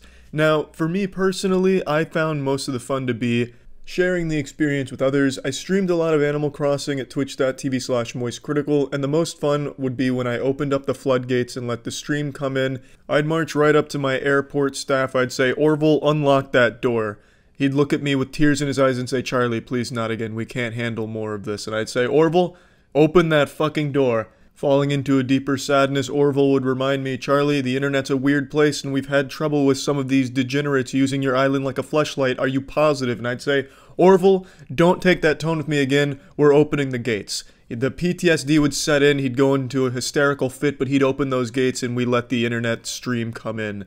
And I basically turned my island into a sexual paradise. Basically, I turned my island into OnlyFans. And it was a magical experience. The community came together. I'd hire some of the people to water some of my plants while I was out fetching some wood so I could build another chair. There was just so much to do. The amount of things you can do in Animal Crossing is astonishing, honestly. And it wasn't just sharing the experience with my streams. Tiana and I played a lot of Animal Crossing off stream. She really enjoyed the grind, and it was fun playing that with her. So I think this is a game that fits extremely well for anyone looking for a really laid-back kind of game, or just a casual game to play with someone that's really not even a gamer. Because there's a lot to do. You can decorate your house in all kinds of different ways, decorate everything on the island, customize so much shit. You can terraform your island into multiple different ways. You can have fucking waterfalls running through your shit. You can really design something truly unique and fun. The only thing is, this is not a game I'd recommend to everyone. The pacing in this game is extremely slow, and I typically don't like that. But I didn't mind it in this game because, the grind was enjoyable. It's very colorful, the characters are fun to talk to. I just don't really have any complaints about the game, to be honest. But I see why a lot of people wouldn't like it, because the entire game is basically a giant fetch quest. It's a never-ending fetch quest series, and that's not exactly fun. The fun comes from when you complete that and then build your shit. But for a lot of people, it's going to be pretty relaxing and even therapeutic to a certain degree just to cast your fishing line out there and catch yourself a golden trout at some point. It's just a really, really casual, laid-back game that has a lot of depth to it if you're willing to give it that chance, so you could really build something wild, a giant fucking empire on your island, and I appreciate that. The possibilities in this game are actually endless, and I mean that with no exaggeration. You can do pretty much anything you can dream of for your island. The customization is wild. I went to someone's island and they had their entire house decorated in Pokimane posters and also a satanic ritual room to try and summon Pokimane. It was crazy what they were able to do. The only negative things I can think about the game are just how slow of a burn it is. And again, I usually hate that, but I didn't mind it here, but I definitely see why a lot of people would. Especially the beginning in particular, it is super slow. You'll only be making like one fucking flower in the beginning, then having to wait a full day. Also, everything happens in real time, so one day in the real world is one day in the game. The only way around that is changing the time on your Nintendo Switch, which full transparency, I did. In fact, I time traveled 40 years into the future just to see what my island would look like. So I traveled to the far off future of 2060. And let me tell you right now, Tom Nook is an immortal. He might be a vampire, I'm not quite sure. Maybe the Fountain of Youth exists on the island. There's no real telling, but in 2060, it was identical to 2020. So a bit disappointed there. I was hoping, you know, all the characters would have like graying beards or something, look like some fucking wizards out of a Tolkien novel. But that didn't happen. What I'm saying is, if you're going to play this without time switching, which a lot of people you consider cheating, I don't. I don't see any problem with it. It's just progressing in the game at a different pace, at your own pace. Since it is a personalized experience, I don't see anything wrong with it. But there's a lot of people that take issue, and if you're not going to do that, you're going to be kind of bored for like the first 3 days because you're not going to have a whole lot of shit to do. It's very limited in what you have available to you in the beginning. And it doesn't really open itself up until you start really getting shit cranking, like in a week, maybe. And that's not a bad thing either. Because maybe, for some people, the experience will be, you know, hopping on the game for an hour or two a day, and just doing some chores, getting some things set up, and then the next day the buildings are complete, and then you go from there.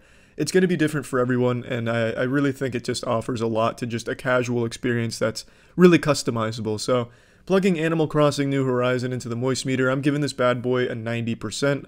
I really didn't expect to like this game, but I ended up really liking this game. So yeah, that's about it. It's time to talk about Raycon again. I've recommended these bad boys plenty of times by now. I use them for the gym. I think they're fantastic when it comes to anything active. They're wireless earbuds. But let's face it, most gyms are closed right now, and you're probably not going to be going to the gym unless you're trying to weather the apocalypse. That's no excuse not to work out and be active, though. You can do all kinds of bodyweight exercises, calisthenics at home. And if you're going to be doing those, you're going to need some boner jams blasting. So you got to get some Raycon earbuds. They sound just as amazing as the other top audio brands, but they come in at half the price. The everyday E25s are the best model, so I still recommend that one. It's 15% off if you click the link in the description, so if you're interested in Raycon at all, feel free to click the link for 15% off. This video is brought to you by Surfshark. Initiating moisture.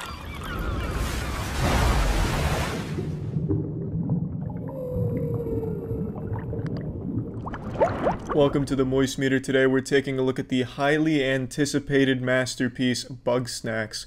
Bugsnax is to the PlayStation 5 what Halo was to the Xbox. It's a fucking system seller. Now, all jokes aside, Bugsnax is a good game. Now, I know for like the last 8 months or whatever it's been since the game was announced, everyone was joking about how Bugsnax would be the title to finally overthrow GTA 5 for the highest grossing video game of all time and stuff like that. Just making jokes about the game, and most people didn't think it'd actually be very good. But I'm pleasantly surprised to say that the game is good, like surprisingly good. I was definitely joking around with that shit as well, and I am absolutely delighted to say the game is unironically a good game. I don't have a single complaint about Bugsnax. Every character in this game is likable. All the writing is so goofily cheesy and self-aware that even bad jokes in it still just kind of make you smile. Even though they're like pretty fucking bad jokes, they'll still make you smile because it's like, the developers are in on it. They know what they're doing. They understand what this is coming across as. Now, make no mistake though, this is definitely a game geared towards a younger audience. That's not to say adults can't enjoy it. I definitely enjoyed it, but if you're one of those kind of dudes that's really insecure in his masculinity, who only like drinks muscle milk and talks about titties, you'll probably not want to play this game because it's cartoony and definitely geared towards a younger audience, but it is a fun game. Like, it is a game to kick back and just play casually. get a nice bit of lore. It's a really good narrative. It's just interesting and very different. So let's talk about the gameplay. The gameplay is all about catching bug snacks, as the name would imply. Bug snacks are like drugs, but like a really hard form of drugs that the inhabitants of the island enjoy and are addicted to. So most of your 8-hour journey is spent collecting these bug snacks. Each one has different ways of catching them. You have an assortment of traps that you'll use in combination with each other to lure bug snacks in and catch them, and then feed them to the inhabitants, which then cause some kind of body horror modification on them where they take on like the arms of a strawberry or something. So you'll have your little sauce slingshot and be firing ketchup trying to lure a hamburger into a fly trap, and then you feed it to somebody and then they all of a sudden have a full fucking hamburger face and stuff like that. It's not super deep or anything, but it is still just enjoyable to kick back and catch some bug snacks. It's never boring, it's never like a chore, it's just kind of delightful. It's hard to not have fun when playing bug snacks. There's just some certain charm about it. So just go ahead and throw out everything you think you know about catching bugs, because this shit right here, this is going to reinvent what that even fucking means to catch a bug. It's good. Gameplay's good. But the best part about bug snacks to me is the characters and like the lore surrounding the characters. You're a journalist who goes to an island to interview the inhabitants. You also go on a mission to find a missing inhabitant of the island, Lizbert. And across that journey, you're going to learn a lot of things about a lot of different people. And they have some tragic backstories. Some of these get kind of dark. Not like super dark, it's not like one of the characters committed a war crime and is hiding out and is haunted by the PTSD of the sins they committed in the past or anything wild like that. But they do still have some depth to them, and they are very decently crafted stories surrounding the characters that I can really appreciate. And I really started to care for pretty much every character on the island. There's not like a bad character that you'd roll your eyes at, in my opinion. They're all very interesting and cute in their own way. And I just really like the relationships between all of them, because they all like hate each other, then they like each other, then they party and shit. It's a fucking cute game. Like, I don't know what else to say. The characters have cool stories. The narrative is interesting. You're constantly wondering, what are bug snacks? Where is Lizbert? What happened to Lizbert? Then you're hearing these like urban legends of Sasquatch and the giant queen bug snacks roaming the area. There's just a lot of moving parts to the narrative that I really appreciate. And visually, I really like the game. I think the game's visuals are really reminiscent of like an old school game that's just really full of imagination and creativity. And it's just really hard not to enjoy your time on the island, going to all the different places, catching all the different bug snacks, and just learning about everyone and everything going around. I really enjoyed it. Now, plugging bug snacks, oh, it also has a really good soundtrack, by the way. The soundtrack absolutely bangs. This shit is constantly slapping. I really appreciated the music in the game. So, plugging bug snacks into the moist meter, I'm giving it an 85%. Now, I know bug snacks enthusiasts right now are getting a little heated, wondering why the fuck it's kind of low when I have zero complaints, literally zero complaints. And the reason is, just because I have no complaints doesn't mean I think this is a game that everyone's going to go out, buy, and enjoy. I definitely think there's going to be a large portion of people that just find the game boring or uninteresting. I wasn't one of those people, but I can definitely see that, because the gameplay is not the most engaging thing in the world. You move around pretty slow. Getting from point A to point B does get a little tedious, but for me, that was just part of the little adventure and the fun. But for other people, that's going to be more of a hassle than anything, I imagine. So I really liked it, and I think it's a good game, but by no means is it a flawless, perfect game that everybody should play and everybody will enjoy. So that's how I'm justifying the 85%. But I will say, it really caught me by surprise, because I was expecting nothing of bug snacks, but I got a lot more than I expected. And the speedrun for this game, they have a great speedrun 80% route, really fucking fun route. I really like the speedrun here. So that's also something to keep in mind. Good speedrun game. And yeah, that's really about it. So yeah. I've said it before and I'll say it again just in case you weren't listening to me and being stubborn. VPNs are essential for the modern day internet. So let's talk about Surfshark VPN. Surfshark VPN is an incredibly powerful VPN with robust tools that give users plenty of options in how they want to explore the internet safely and securely. There's also a 30-day money-back guarantee. Just in case you're not satisfied with it, you can try it for 30 days, get the money back. You can use it on unlimited devices. You're never going to be chained down to just one device using Surfshark VPN. You can keep everything protected. It also has clean web technology, which allows you to just explore the cyberspace securely, no ads, tracking, phishing, malware, anything like that. Everything is private, secure, and you never really have to worry about your data being leaked to places you don't want it going to. I always recommend VPNs, so Surfshark is definitely a very good one. If you're interested in trying Surfshark, you can go to surfshark.deals/penguin to get 84% off a 2-year plan, as well as 4 extra months for free. So that's surfshark.deals/penguin, 84% off 2-year plan plus 4 months for free. So yeah. This episode was brought to you by Manscaped. Initiating moisture.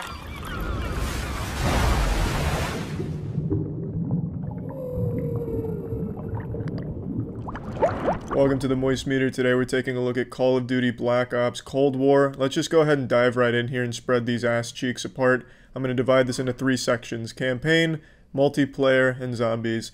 Campaign is actually really good. I know for like the last 5 years everyone says the campaign to Call of Duty is actually good this time around, and then I play it and I totally fucking forget every single character's name the second after the credits roll because they're not very good. This year, it is actually very good. The campaign was super fun and actually very different from previous entries into the franchise. So it's not long. I'm going to go ahead and tell you right now, there's only about 4 hours worth of glory here before she blows her load, so you're not going to get a whole lot of content out of the campaign, but you get like 4 to 5 hours of actually really enjoyable content. Now, it's actually probably closer to 5, maybe 6 if you do every side quest, but if you're just going for like the core story, you can blast through it in like 4. It is really fun. It's very different in the way that there's side missions, which I don't think Call of Duty even knew existed until this game, and it is really fleshed out.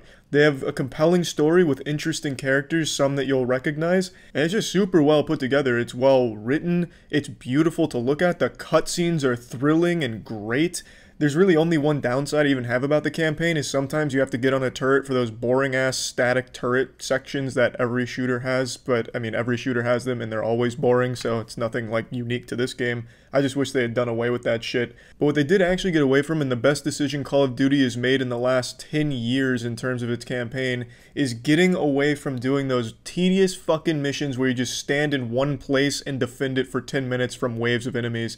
There is nothing more mind-numbingly boring. The only challenge there is not falling asleep during those sections of those games. It is so fucking awful. And you know exactly what kind of objectives I'm talking about. In old Call of Duty campaigns, every mission would have 1 or 2 sections where you and your team were ordered to go to this fucking abandoned computer in this dilapidated warehouse full of syringes where you have to download the Applebee's menu onto a flash drive. You have to sit there and defend it as it downloads slowly from 0 to 100%, defending it from waves of enemies. And it's terrible. It's absolutely awful. You're just sitting there, snot leaking out of your nose, drooling, praying any wave will be the last one until you're finally done from that purgatory, that fucking hell.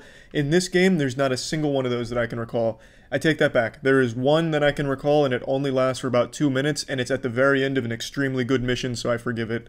I am so glad there weren't very many of these. It was such a refreshing breath of air. It is so nice that in this game they actually prioritized just delivering a full nuts to butts narrative and high action combat experience, and I really appreciate it. And not every mission is the same, you know, run and gun, shoot and titties all over the place. There's actually some stealth missions that are really well put together, and kind of like almost a pseudo open world at one section where you can like go explore and find some other shit. Really, every mission has places that you can explore, find information that'll give you a new side mission that you can pursue at the evidence board. It's just really good and surprising. There's one section, well, I'm not going to spoil anything, but there's actually some very interesting elements at play here, so I really like the campaign. I really did, and I was super surprised that I did. I didn't expect it at all, and it lives up to the hype. The campaign in Cold War actually fucking bangs. And now we move into the multiplayer where things get real dirty. I'm talking this game is a dirty asshole when it comes to multiplayer. It's not fun. I like the gunplay in Modern Warfare. I thought that was at least a little different, and even though it prioritized, or you benefited more from slower gameplay in it because the maps were fucking dog shit, this game takes it way back to the basics. Like, it feels like I'm playing a Call of Duty game from 8 years ago. It is the most generic Call of Duty has been in a long time. The gameplay in the multiplayer, like the actual gunplay and all that, is so generic. It's painful. It is so bland. It's like biting into styrofoam every single time you play a match in multiplayer. I didn't like it, like, at all. There's really no compliments I can give it. There's only 8 maps in the whole multiplayer or some shit like that. There's just not a lot of content when it comes to the multiplayer gameplay. The dirty bomb shit that they added, that's not fun. There's really no fun to be had if you're just playing competitive multiplayer, and you can't even call it competitive because there's no ranking system, so the whole game is basically casual with skill-based matchmaking, which makes no fucking sense. I know a lot of Twitter warriors, FPS warriors on Twitter like to get into a debate about skill-based matchmaking, and I think it's the dumbest debate of all time because it's stupid. Skill-based matchmaking in a game with no ranking system is the dumbest shit in the world. It's like having cereal, but instead of using milk with the cereal, you use nails. Every single game is basically a ranked game, but with no reward for it, so what the fuck is the point in making everyone play against sweaty players that are their own skill rating? What needs to happen, and what was solved in 2004 with Halo 2, is you have a ranked system, a ranked gameplay area, where every time you play ranked, you get levels, you rank up, you get certain things. League of Legends, you go from bronze, silver, gold, and you're playing against people your own level. That's the best way of doing skill-based matchmaking, not having the whole game be a blanket skill-based matchmaking where there's never anything casual. That's just not fun, and it makes no sense. Even casual players can't really enjoy that. See, what happens in a game, like let's take League for example, if you join into a casual game as a shitty player in League and you get stomped and paired against challenger players and your whole entire existence just gets blasted wide open by them, what you'll likely do is go to a ranked game mode where you're going to play against people in bronze division, play against people your own level. So basically then, the bad players will play ranked because they're playing people their own level instead of going into casual. It's a problem that solves itself. You don't need a full skill-based matchmaking system across the entire board of the game. It's stupid, especially when there's no ranking system to reward playing at this high level. If you're a good player and you're only playing against good players, you get nothing in return. It's just dumb. It's really fucking dumb. To not have just a casual playlist where it's just totally random like it has been for the last 20 fucking years makes no sense. I don't know why they're trying to reinvent the wheel here, but they're not just trying to reinvent the wheel, they're literally destroying the fucking wheel and hitting it with sledgehammers. The skill-based matchmaking system with no ranked is dumb. It's just objectively dumb. There's no debate to have here. All that being said, I was absolutely meat hammering everyone I played against in this game. 100%. So the skill-based matchmaking system, I just don't even think it fucking works. I was going literally 50 and 15 in most of these goddamn games. But it's just not fun. The game is not fun. I did have some challenging matches. I was clearly exaggerating. I definitely had some real slugfest challenging matches where I played like absolute shit. But no matter when you're doing great or doing poorly, it's just not very fun.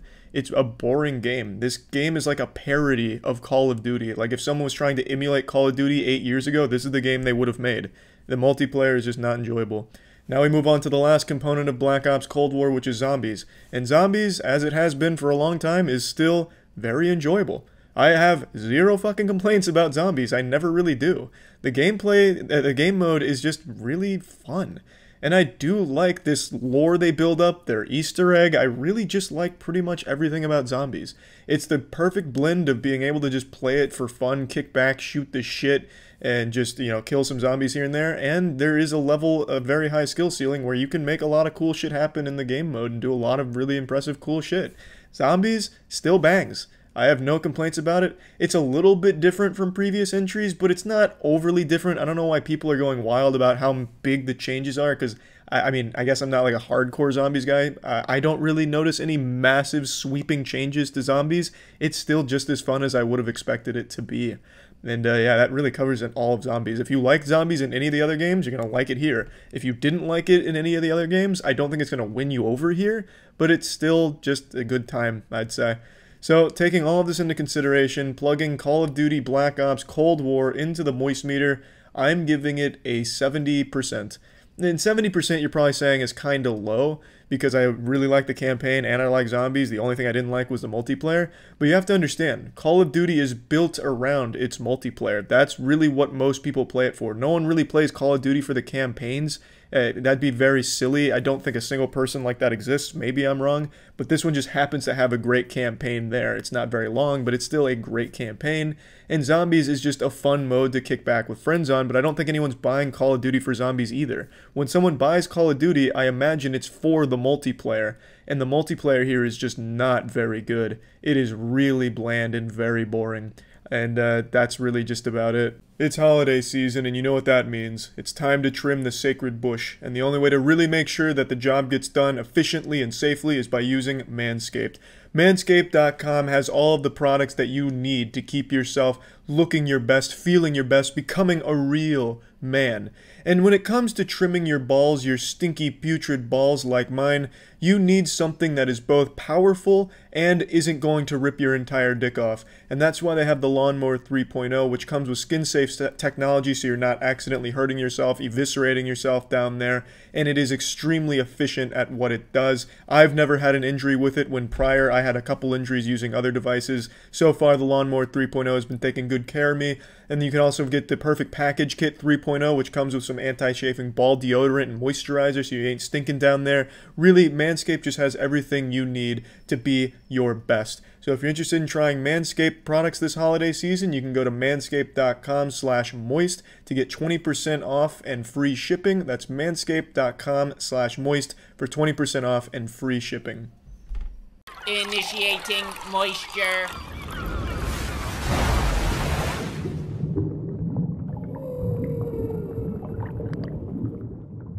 Welcome to the Moist Meter. Today we're taking a look at Battlefield 2042. Now that I've played the game for the last 5 or 6 days, I feel like I can safely give a review of this game now that it's fully released. Overall, I really enjoy the game, but it's got a lot of problems. Playing Battlefield 2042 is a lot like eating ass. It's fun, but it's pretty stinky. I'm going to go ahead and start with things I like about the game. I really like the ability to change attachments in-game. You just hold down T and then you can immediately just start putting on new sights and changing things around on the fly. It's a really nice system. I think that's great. It keeps things fast-paced. I also do like a lot of the new gadgets and a lot of the new things that you're able to do. So the wingsuit for me personally, I think is just amazing, making some big dick plays. I fucking fly around like Batman and get behind the enemy to get like a knife takedown. I also just absolutely love the portal system. I think it is a great idea. It's not fully realized yet, but I think like in a month it'll be pretty refined. Basically, you can go to this portal system and you can choose these servers where you can play like some classic Battlefield experiences. For me, Bad Company 2 is my favorite Battlefield game, and I can go back and play that game. Granted, it's a little different than it was originally, but it's still a lot of fun to revisit that style, and I just think it's a really great idea, and I'm excited to see where that ends up. I think the custom games people will come up with for the portal system are going to be really enjoyable and probably give the game an even longer lifespan. So I think that's just a really exciting idea. I also really appreciate that they didn't bother ham-fisting a campaign into this game. Battlefield stories have been terrible since Bad Company 2, so I'm glad they didn't even bother here. They just said, fuck the campaign, let's focus on what people actually play Battlefield for, which is the multiplayer experience. And I don't know why people were pretending to be upset by the lack of story mode here. I doubt they could name a single character in any Battlefield campaigns, because they're all terribly, forgettably generic. So I think it was a good call not to do that with this one. Now, just overall, if you've ever enjoyed a Battlefield game, you will probably like this one. It is the exact same Battlefield formula you're used to, with only a few minor changes overall. There's nothing they've done here where they wiped their ass with Battlefield and completely changed its identity or anything like that. It is pretty much still the same Battlefield experience. For some people, that's going to be great. For some, it's going to be bad. For me, I'm right in the middle where I enjoy it, but recognize a lot of the problems it has, which we're going to get into now. Let's start with the biggest one so far. The servers almost never work. Across the last 5 or 6 days, I have literally only been able to join official servers for maybe like 6 hours total of my playtime. The rest is spent in the portal system where I'm able to join other people's games. Their servers have not been working. I was only able to play Breakthrough for the first time yesterday. And I like Breakthrough a lot, I really enjoy that mode, but I was unable to play it until yesterday because I would just keep getting kicked out because the servers just couldn't handle it. And keep in mind, this is all like that Ultimate Edition early access, so it's not even like the entire fucking marching band coming into the game on official release, which is today as of making the Moist Meter. I can only imagine those servers are gonna fucking die. They're going to explode. But setting aside the big server problems, there's also just the general problem with the gunplay. The gunplay, and this is a weird thing to say in an FPS, the gunplay just doesn't work sometimes. And it's a bug they've acknowledged from what I've read. When you're using a fully automatic weapon, there's random bullet spread everywhere. So you'll be looking at a guy, you'll both be having a little staring contest, and you're trying to pop him in his little braces, but for some reason, the bullets are just going wild and wacky as if they're just made out, like you're just shooting wet noodles. Like they're just being carried by the wind everywhere. And it has nothing to do with tap firing versus full auto, because if you tap fire, you're still getting random bullet spread. With DMRs, you're still getting random bullets firing in all kinds of goofy directions. It's apparently a bug right now, but it's super frustrating that the gunplay isn't tight on release. I feel like that's something that they would have noticed immediately when playtesting this game. Like, hey, boys, our guns in the game, yeah, they don't work right now. Let's go ahead and tune that up. But I guess that got overlooked somewhere along the pipeline.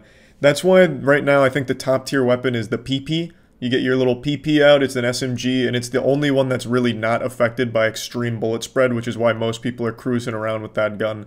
Everything else just has an absurd amount of random bloom and bullet spread. It's a fucking headache. And speaking of headaches, another really frustrating bug in the game right now is the revive bug, where you cannot be revived if you go down near an object. So let's say you're popping dick off, you just wiped the whole squad, but all of a sudden your butthole gets popped by a sniper, and you go down right next to a door.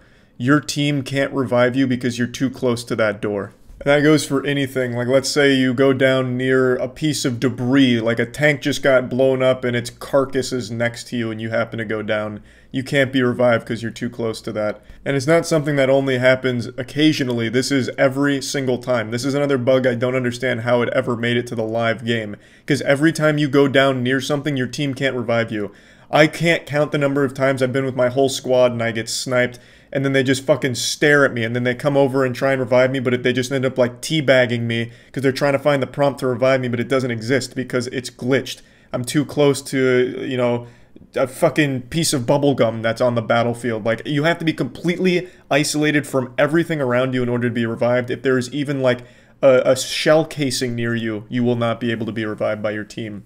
It's super frustrating, and it makes me mad at my teammates, even though I know it's not their fault, because I'm just down in front of them, they're just staring at me like they got the defibrillator out, and they're just looking at each other like, well, nothing we can do here, can't you see? He went down right next to some old guy's shoe that was left on the battlefield. Hey, out of our hands now. I just can't imagine how this bug actually slipped into the full game here, because it happens every single time you go down near anything. It's so silly. Unfortunately, there is a lot of other bugs in the game as well. There was even one so bad that it would give you invincibility pretty much, where one of the characters, I think it was Dozer's his name, he had this shield where you could basically just be immortal. It would have you come into the game as the fucking Juggernaut. You were able to put that shield on and make yourself impossible to get killed. And when they re-enabled that gadget, it was still broken where you could just get shot point blank by a tank shell and not die. So, like, there's a lot of things in here, a lot of these bugs that I don't understand how they ever made it. Because they're, like, completely obvious, glaring issues that are somehow still present in the game. There's also a huge issue with rubber banding in games. A lot of the servers are laggy, even when you do go to the official ones. There's a lot of desync problems. Really, there is a lot of jank to this game. Like I said, I still am enjoying it overall, but I have to point out these problems. And these are things that people are absolutely going to notice and feel. And I think in particular, the thing that's going to make people the angriest is that random bloom and bullet spread. I think people are going to be really upset at how inconsistent the gunplay feels during an intense firefight. I really like the pacing of the game, especially in Breakthrough, so you're going to get in these close quarters fights, or even maybe even medium long range fights, and you're just going to lose due to no fault of your own, just because bullets decided to, you know, go to a different fucking dimension on their journey to their target. So that's definitely the biggest one that I'd like to point out. I also don't like the UI in this game very much. It's very confusing. It's also really counterintuitive. I just don't like the UI, like, at all in this game. And I also don't really see the point of these class specialists. Like, there's no reason for them. Pretty much every character in this game can do exactly the same thing. Everyone's a medic, everyone's an engineer, everyone can do all of the same things. The only difference between these classes, these specialists, is like that one ability, like the wingsuit I mentioned, which is cool, I do enjoy that. But at that point, why not just make it one soldier you play as and you can just choose the wingsuit as well as the other shit? Because literally, there's only one difference that separates these classes from each other. Everything else, they can all do the same shit. It's not like in other Battlefield games where, you know, I've brought up Bad Company 2 a lot already. Bad Company 2, you'll have the Recon class who's focused on sniping as well as spotting. You'll have the Medic class who's focused on healing and reviving, and those are what they specialize in. In this game, any class can do those things. Every class is a jack of all trades. There's nothing that they specialize in that is impactful. They just have one different ability. So really, what was the point of even having that system in the first place? And now let's talk about the maps. The maps I don't think are awful, but they're not good either. The maps are super open, especially compared to older Battlefield maps. Everything just feels like it's a giant box with like a few hills, and there's only a couple ways of approaching a firefight. Like almost all of the fights you're gonna have are just like out in the open.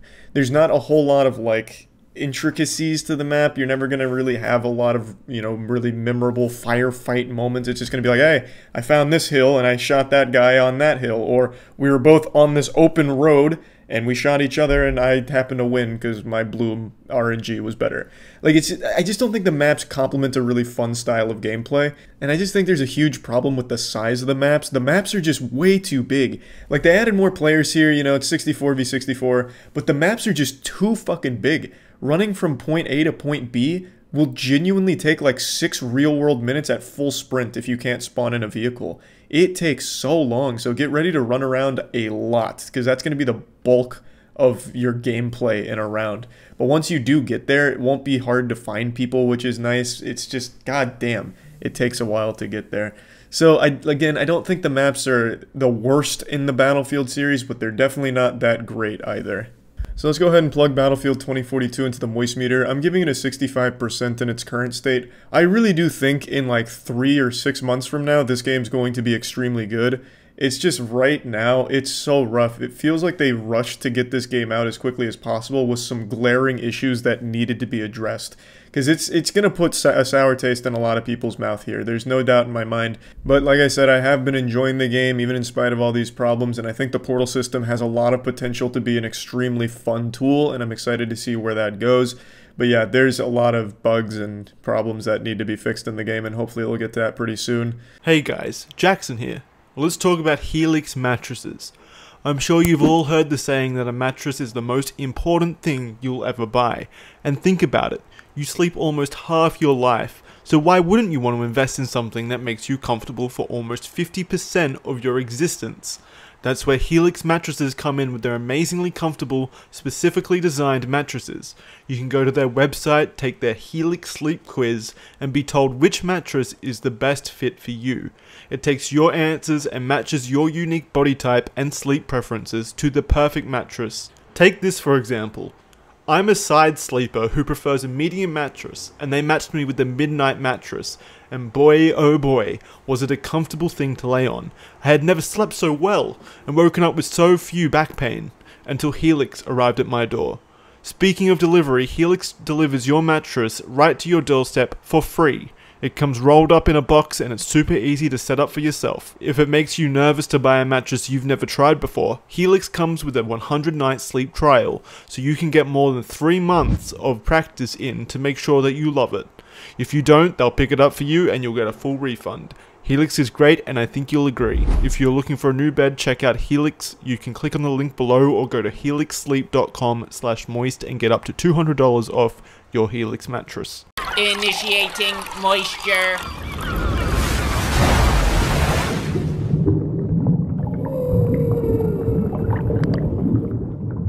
Welcome to the Moist Meter. Today we're taking a look at Sifu, a game that really makes you feel like a fucking idiot for being bad at it. The game is extremely difficult, and because of this, for some reason people compare it to Dark Souls, as always, because apparently Dark Souls invented difficulty, but this game has pretty much nothing in common with Dark Souls. I want to set that record straight now, but it is a super difficult game that focuses around some great martial arts and some really interesting gameplay design choices that I really appreciated. I thought the entire experience was fantastic, albeit a very short one. They say that the star that burns brightest burns out quickest or some shit like that. Probably not even applicable here, but the game is great, but not for very long. It took me just under 8 hours to get every single ending in the game, and the game's priced at $40, and I absolutely think you get your money's worth with it. There's only 5 levels, but depending on how good you are at the game, that could take you 8 hours, which is roughly what it took me, or it could take you 30 hours if you really suck dog shit at the game. There's a very good chance. There was a lot of streamers playing the game that ended up rage quitting because they had a really difficult time on level 2 and never even got to the end. The game will challenge you, but it's fun. It never really feels like it's unfair fair. Sometimes the camera is pretty shitty. I think that's one of my major complaints. When you're in the middle of a fight and trying to manage a bunch of enemies that are all trying to beat your ass, and you're trying to beat and eat their ass too, sometimes the camera will just betray you and get locked into like a wall or something, and then you just take some free damage and just get blasted. So that was frustrating, but it's not like the biggest, most prevalent issue that's super common. It just happens sometimes in tight corridors. So let's really get into it. I think the aesthetic is fantastic. I think the game oozes style. The martial arts looks and feels great. The combat system is pretty reminiscent of like free flow combat from the Arkham series, but with its own unique identity to it, where it doesn't really play the same as those games, but you can at least see that they're comparable, just to give you a general idea of how the combat's going to feel. But it is a truly unique experience. I haven't played gameplay quite like this. Apparently it's very much like Absolver, which is, this makes sense because it's the same developers, but I didn't play Absolver. So this was very fresh to me and I really enjoyed it. It felt great. It looked great. There was a ton of different skills that you could unlock, and they were all really cool. Some of them a little goofy, like there's a little slap one you can do while you're backing up, and I'm sure it has its uses, but from what I experienced, it didn't really play much of a role. It was just kind of like, I want to disrespect this guy, so I'll slap him across the face with my skill here. So I really think there's just so much to like about the game. There's weapons in it too, and the weapons will give you an advantage, but they have limited durability, so use them wisely, and who you want to just obliterate, just fucking clobber with them. And if you get hit by an enemy's weapon, kiss your youth goodbye, because that shit is ending you on the spot. It does so much damage to get hit by an enemy's weapon, and that's a big thing here. The game is challenging, and enemies do a lot of damage to you. And there's a really unique system here, where you start the game at 20 years old, and let's say you die. Well, instead of just like restarting from a checkpoint or restarting the whole level, you can revive yourself, but it adds an extra year to your age. So now you revive and you're 21 years old. You just stand up and now you got fucking gray hair sprouting from your face and you're ready to keep beating ass. And that's its system that I think is really cool. So you can keep reviving all the way up until you hit 70 years old, and then if you died there, well, that's game over. Then you're going to have to restart. And I think it's just a cool system, and it stacks. So if you die again at 21, well, now it's going to add 2 years, so now you're coming back at 23, and so on and so forth. You can shave years off, not by using like biotin or Botox or whatever, but by killing strong enemies. They will take a year off, so when you die, instead of adding 2, it'll only add 1, but you never go backwards in age. So if you hit 26, you can never go back to 25. It's a really cool system that keeps it fresh, and there's these marks you'll hit, like when you go to 30, you do more damage, but your health decreases. 40, even more damage, lower health. 50, same story. So as you age, you're doing more damage, but taking more damage at the same time. Very cool system, and I really appreciated it. It's just, there was so much depth to its combat, it just never got stale at all. And it is challenging. It's going to challenge most people, because parrying in this game is tight. It is very strict timing, and it's going to be tough for people to get a grasp on it. It took me all the way till the final boss to really start nailing parrying, because the final boss is a big skill check. You're going to really need to master parrying if you're ready to take on the final boss and really want to make a good run out of it.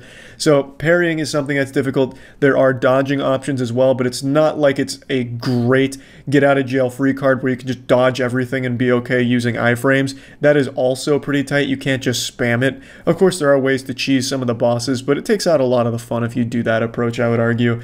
It's just a really fun game. The gameplay just feels good, and I love the challenge, and I love the unique system with the aging. It just all works. I also really just appreciated the levels themselves, because I thought they were very fun in their design. They draw obvious references to martial arts movies or scenes. For example, the very first level, when you're going through like a tight hallway in a hotel, you'll notice that it's very similar to like The Raid Redemption, you know? You'll be able to notice like, hey, this kind of reminds me of that scene from this fucking badass movie where they were using martial arts. Level 2, there's the club, and it seems pretty reminiscent of the John Wick club scene. And I think it's on purpose, obviously. I think it's a nod to those properties, and I just appreciate it. And even if I'm wrong and it's not, it just happens to be kind of similar in its appearance, it's still great level design. It's still fun to navigate those levels. And a fun thing about the gameplay mechanic itself that I haven't mentioned when it comes to going through these levels is if you do game over and you go back to the beginning of the level, there are things that you can get throughout that are like little key cards or keys themselves that act as shortcuts. So when you restart the level, you might not have to go through the whole thing. You can instead just open a door that was previously locked. Also, when it comes to skills, if you game over, those skills don't carry over unless you unlock them 5 times as a permanent unlock in your arsenal. So there's just a lot of depth to it, and it was just super fun. It really was. The bosses I thought were all great in their design, except for the 4th boss. The 4th boss was surprisingly just super easy, just a big pushover. Really, the whole 4th level was kind of weak. Levels 1 through 3 were fantastic, and the 3rd boss was an absolute pain in the ass, a genuine nightmare. I think the 3rd boss is the hardest in the game. And then you go to the 4th boss, and it's Weenie Hut Jr. All of the 4th level is about just fighting through a pretty bland environment before you get to a pretty underwhelming boss fight. So level 4 wasn't great, but then level 5 picks everything back up and brings that life back, and the final boss is super satisfying. And I guess it's time to talk about the narrative. I didn't really get drawn into the story very much. I think there was a lot of lore that I may have missed, even getting all the endings. I think there were still some key story elements that I didn't pick up on because I didn't think it was that compelling or that interesting. I was never motivated to hunt down the 5 people for revenge. I just never felt really attached to the character or anything like that. Not that I think I was supposed to. It seems like the narrative was pretty bare bones in order to just keep the story moving and getting you beating some ass. So it served its purpose, but it's nothing special either. Plugging Sifu into the Moist Meter, I'm giving it a nice 90%. I think this is just a great game. Takes some risks, and I think they all pay off. And I think it's just an absolutely wonderful experience. Like, I really do. And I also appreciated that it's put at the $40 mark instead of $60, even though I think this could have easily been marketed and pushed as a $60 game because it is that good. I do appreciate that it's the lower price point because there's only 5 levels to it. If you're really good at the game, you could probably beat all 5 levels in like 2, maybe 3 hours. For example, when I went back to do the all true ending, you have to spare bosses, and to spare a boss, you basically have to break them twice. So I had to go through every boss again, and it only took me about an hour and a half to do all 5 bosses to get that true ending. So I basically speedran the game in an hour and a half, whereas previously it took me like 6.5 hours or so to do it. So yeah, if you're good at the game, you can really blast through all of the content that it has to offer quickly, but you'll still enjoy it every second of the way. So yeah, that's about it. So yeah. Initiating moisture.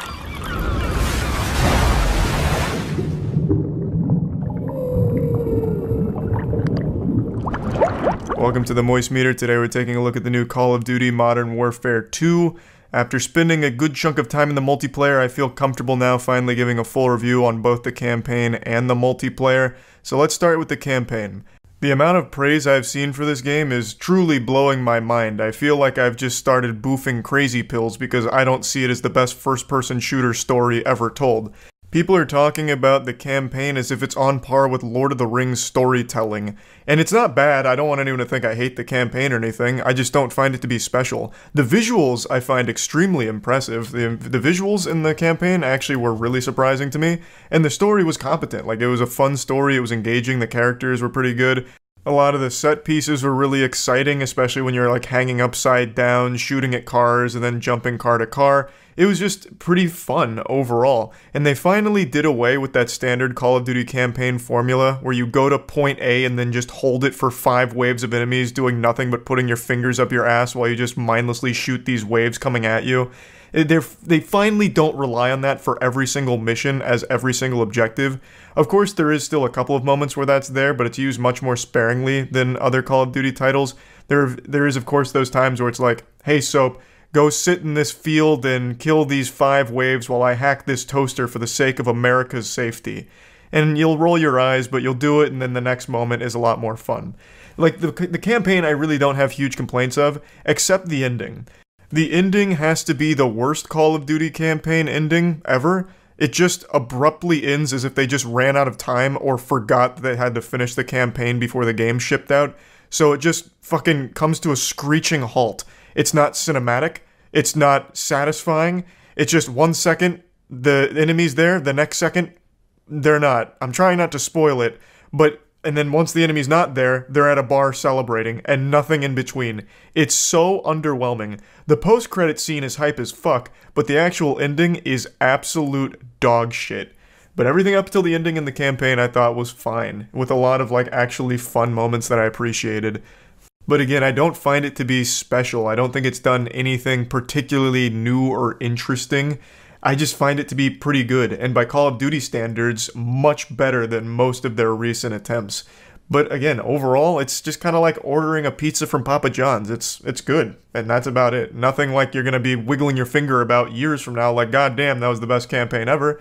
But for Call of Duty, it's good. Now let's move on to the multiplayer component. I hope you're sitting down, because if you're not, this news is going to blow you off your feet. It's pretty much exactly what you'd expect. The same standard Call of Duty experience that you're used to getting over the last decade, you get here. So if you're a fan of Call of Duty multiplayers, you're going to be a fan of this Call of Duty multiplayer as well. The big problem with Modern Warfare 2's multiplayer is half the time it doesn't fucking work. I've had a ton of game crashes now, and sometimes I just can't even get a server to load for me, and this is a well-known problem right now with the game apparently. A lot of people are having performance issues as well as crashing. I imagine it'll be fixed in a pretty short period of time, but as of making the Moist Meter, it's in a pretty broken state. But when you're actually in the game, it's pretty standard, safe, by the numbers. I saw someone say something that's scarily accurate to how I feel about it, where they said that the multiplayer feels like it's designed more by an AI algorithm than actual designers, and I think that's very true. I believe that was Level Cap Gaming that said that, and he's absolutely right. It's not necessarily a bad thing, because it's what people want. This game, Modern Warfare 2, just goes through the checklist of everything Call of Duty players ask for, and it delivers. It gives them the exact experience they want, all of the game modes they want, all the maps being, pretty simple maps. There's really no standout maps here, nor is there any maps that I was absolutely beating my head against a wall in pain from how miserable I was playing the maps. They're all just serviceable. There's no big ones that really blew me away. There's none that really made me upset on how stinky they were either. Everything here is just very safe. The gunplay feels as tight as it always has. It feels exactly the same as it did in Modern Warfare 2019, just a little slower. And I think the pacing of the game is just a bit slower than 2019, but even that's not like a super big deal or that noticeable to most people, I can't imagine. It's just exactly what you're expecting from Call of Duty. The only big issue I have with it is I feel like it takes way too long to actually level up your guns to get shit you want. For example, your first sniper rifle, you have to get level 20 in the gun in order to even unlock the optics on it, and that's just absurd. It takes like 6 hours of grinding just to change your fucking scope on that bitch, and that is frustrating. The only way to like reliably, quickly level these weapons up is using double XP tokens. And I'm dropping like 30 kills a game with these fucking snipers, and it was still taking me like 6 hours just to hit level 20 on that thing.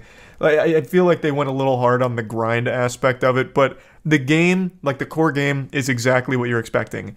I guess except for one thing, and I don't know if it's just me, but I feel like the time to kill is much quicker in this one than Modern Warfare 2019. Like, in this game, I feel like if you blow a kiss towards an enemy you're looking at, they're going to insta-die. It only takes 2 shots from some pistols to kill you, and not even headshots. Like, you just die instantly. It's like you're just walking around as just like this fragile scarecrow that's just one strong breeze away from death.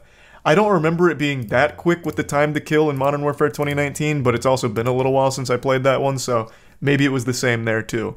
That was just something that stood out to me as a little odd, how easily people go down in this one. So, just wanted to put that out there. But let's talk about another thing that a lot of people debate on with this game, and that's the skill-based matchmaking.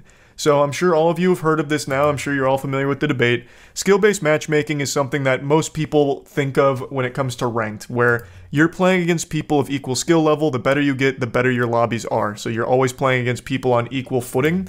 This is always something people think of for ranked and ranked exclusive, because when you're playing in the competitive game mode, you're expecting people of similar skill level because it's competitive. You're always going to be going up against people in your same bracket of skill. But in Modern Warfare 2, even playing just casual matches, just quick playing with the boys, has a skill-based matchmaking component to it where you're not entering lobbies with babies that just got this game for Christmas or something. You're in there with grizzled, seasoned Call of Duty men at your equal skill level. So the argument is it makes it less fun for content creators and just players in general because you're always having to sweat even in the casual lobbies. Why not keep skill-based matchmaking to the competitive mode? And I just want to quickly weigh in on this.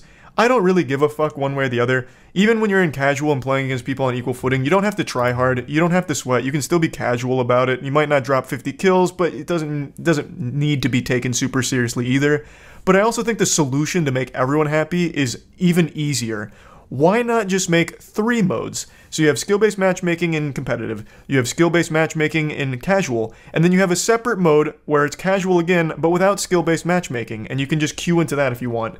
To me, that just seems like the easiest solution and a really easy one to implement all around, where if you just want like a full-blown casual Weenie Hut Jr. experience, you queue into casual, no skill-based matchmaking.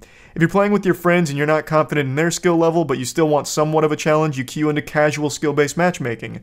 And then if you really want to sweat and grind, that's when you go to competitive, where of course the skill-based matchmaking is there as well. Just 3 modes for 3 very different playstyles depending on your mood. I just think that makes everyone happy, and I don't know why that's not like a proposed solution, because I think it just should be. So yeah, I just want to toss that out there, but that's really how I feel about the multiplayer overall. Nothing blew me away, nothing disappointed me. It's a lot better than Vanguard. I just really think this is an improvement over Vanguard in every way. So if you're currently still playing Vanguard, I see no reason why you wouldn't switch to this, except for the $70 price tag on this bad boy. But I guess I do have to admit there is a lot of content here. Content that I'm not ever going to touch again. For example, like the Spec Ops thing. I really don't care about doing PvE with my friends. I really just don't give a fuck about that. If I'm playing Call of Duty, it's because I want to go into the arcade multiplayer and just turn my brain off and have some fun. Dropping like 40 kills, getting some fun kill streaks, just going a little hog wild out there. I'm not there to do any PvE. Once I play through the campaign once, I don't touch it ever again.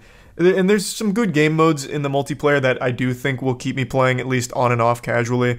Ground War I do think has a lot of potential. It feels pretty decent. The maps are really huge, but they're not bad. Like at first I was struggling to find people, but the more I played Ground War, the more easy it became to find loads of people and just go like absolutely wild on them. I also don't like Invasion. I don't think Invasion's any good, but there are other game modes that I do think are interesting. For example, there's third person mode here, which really is super different and weird for Call of Duty in a neutral way. I don't hate it, I don't love it, but I am still trying it because it strikes me as just very interesting.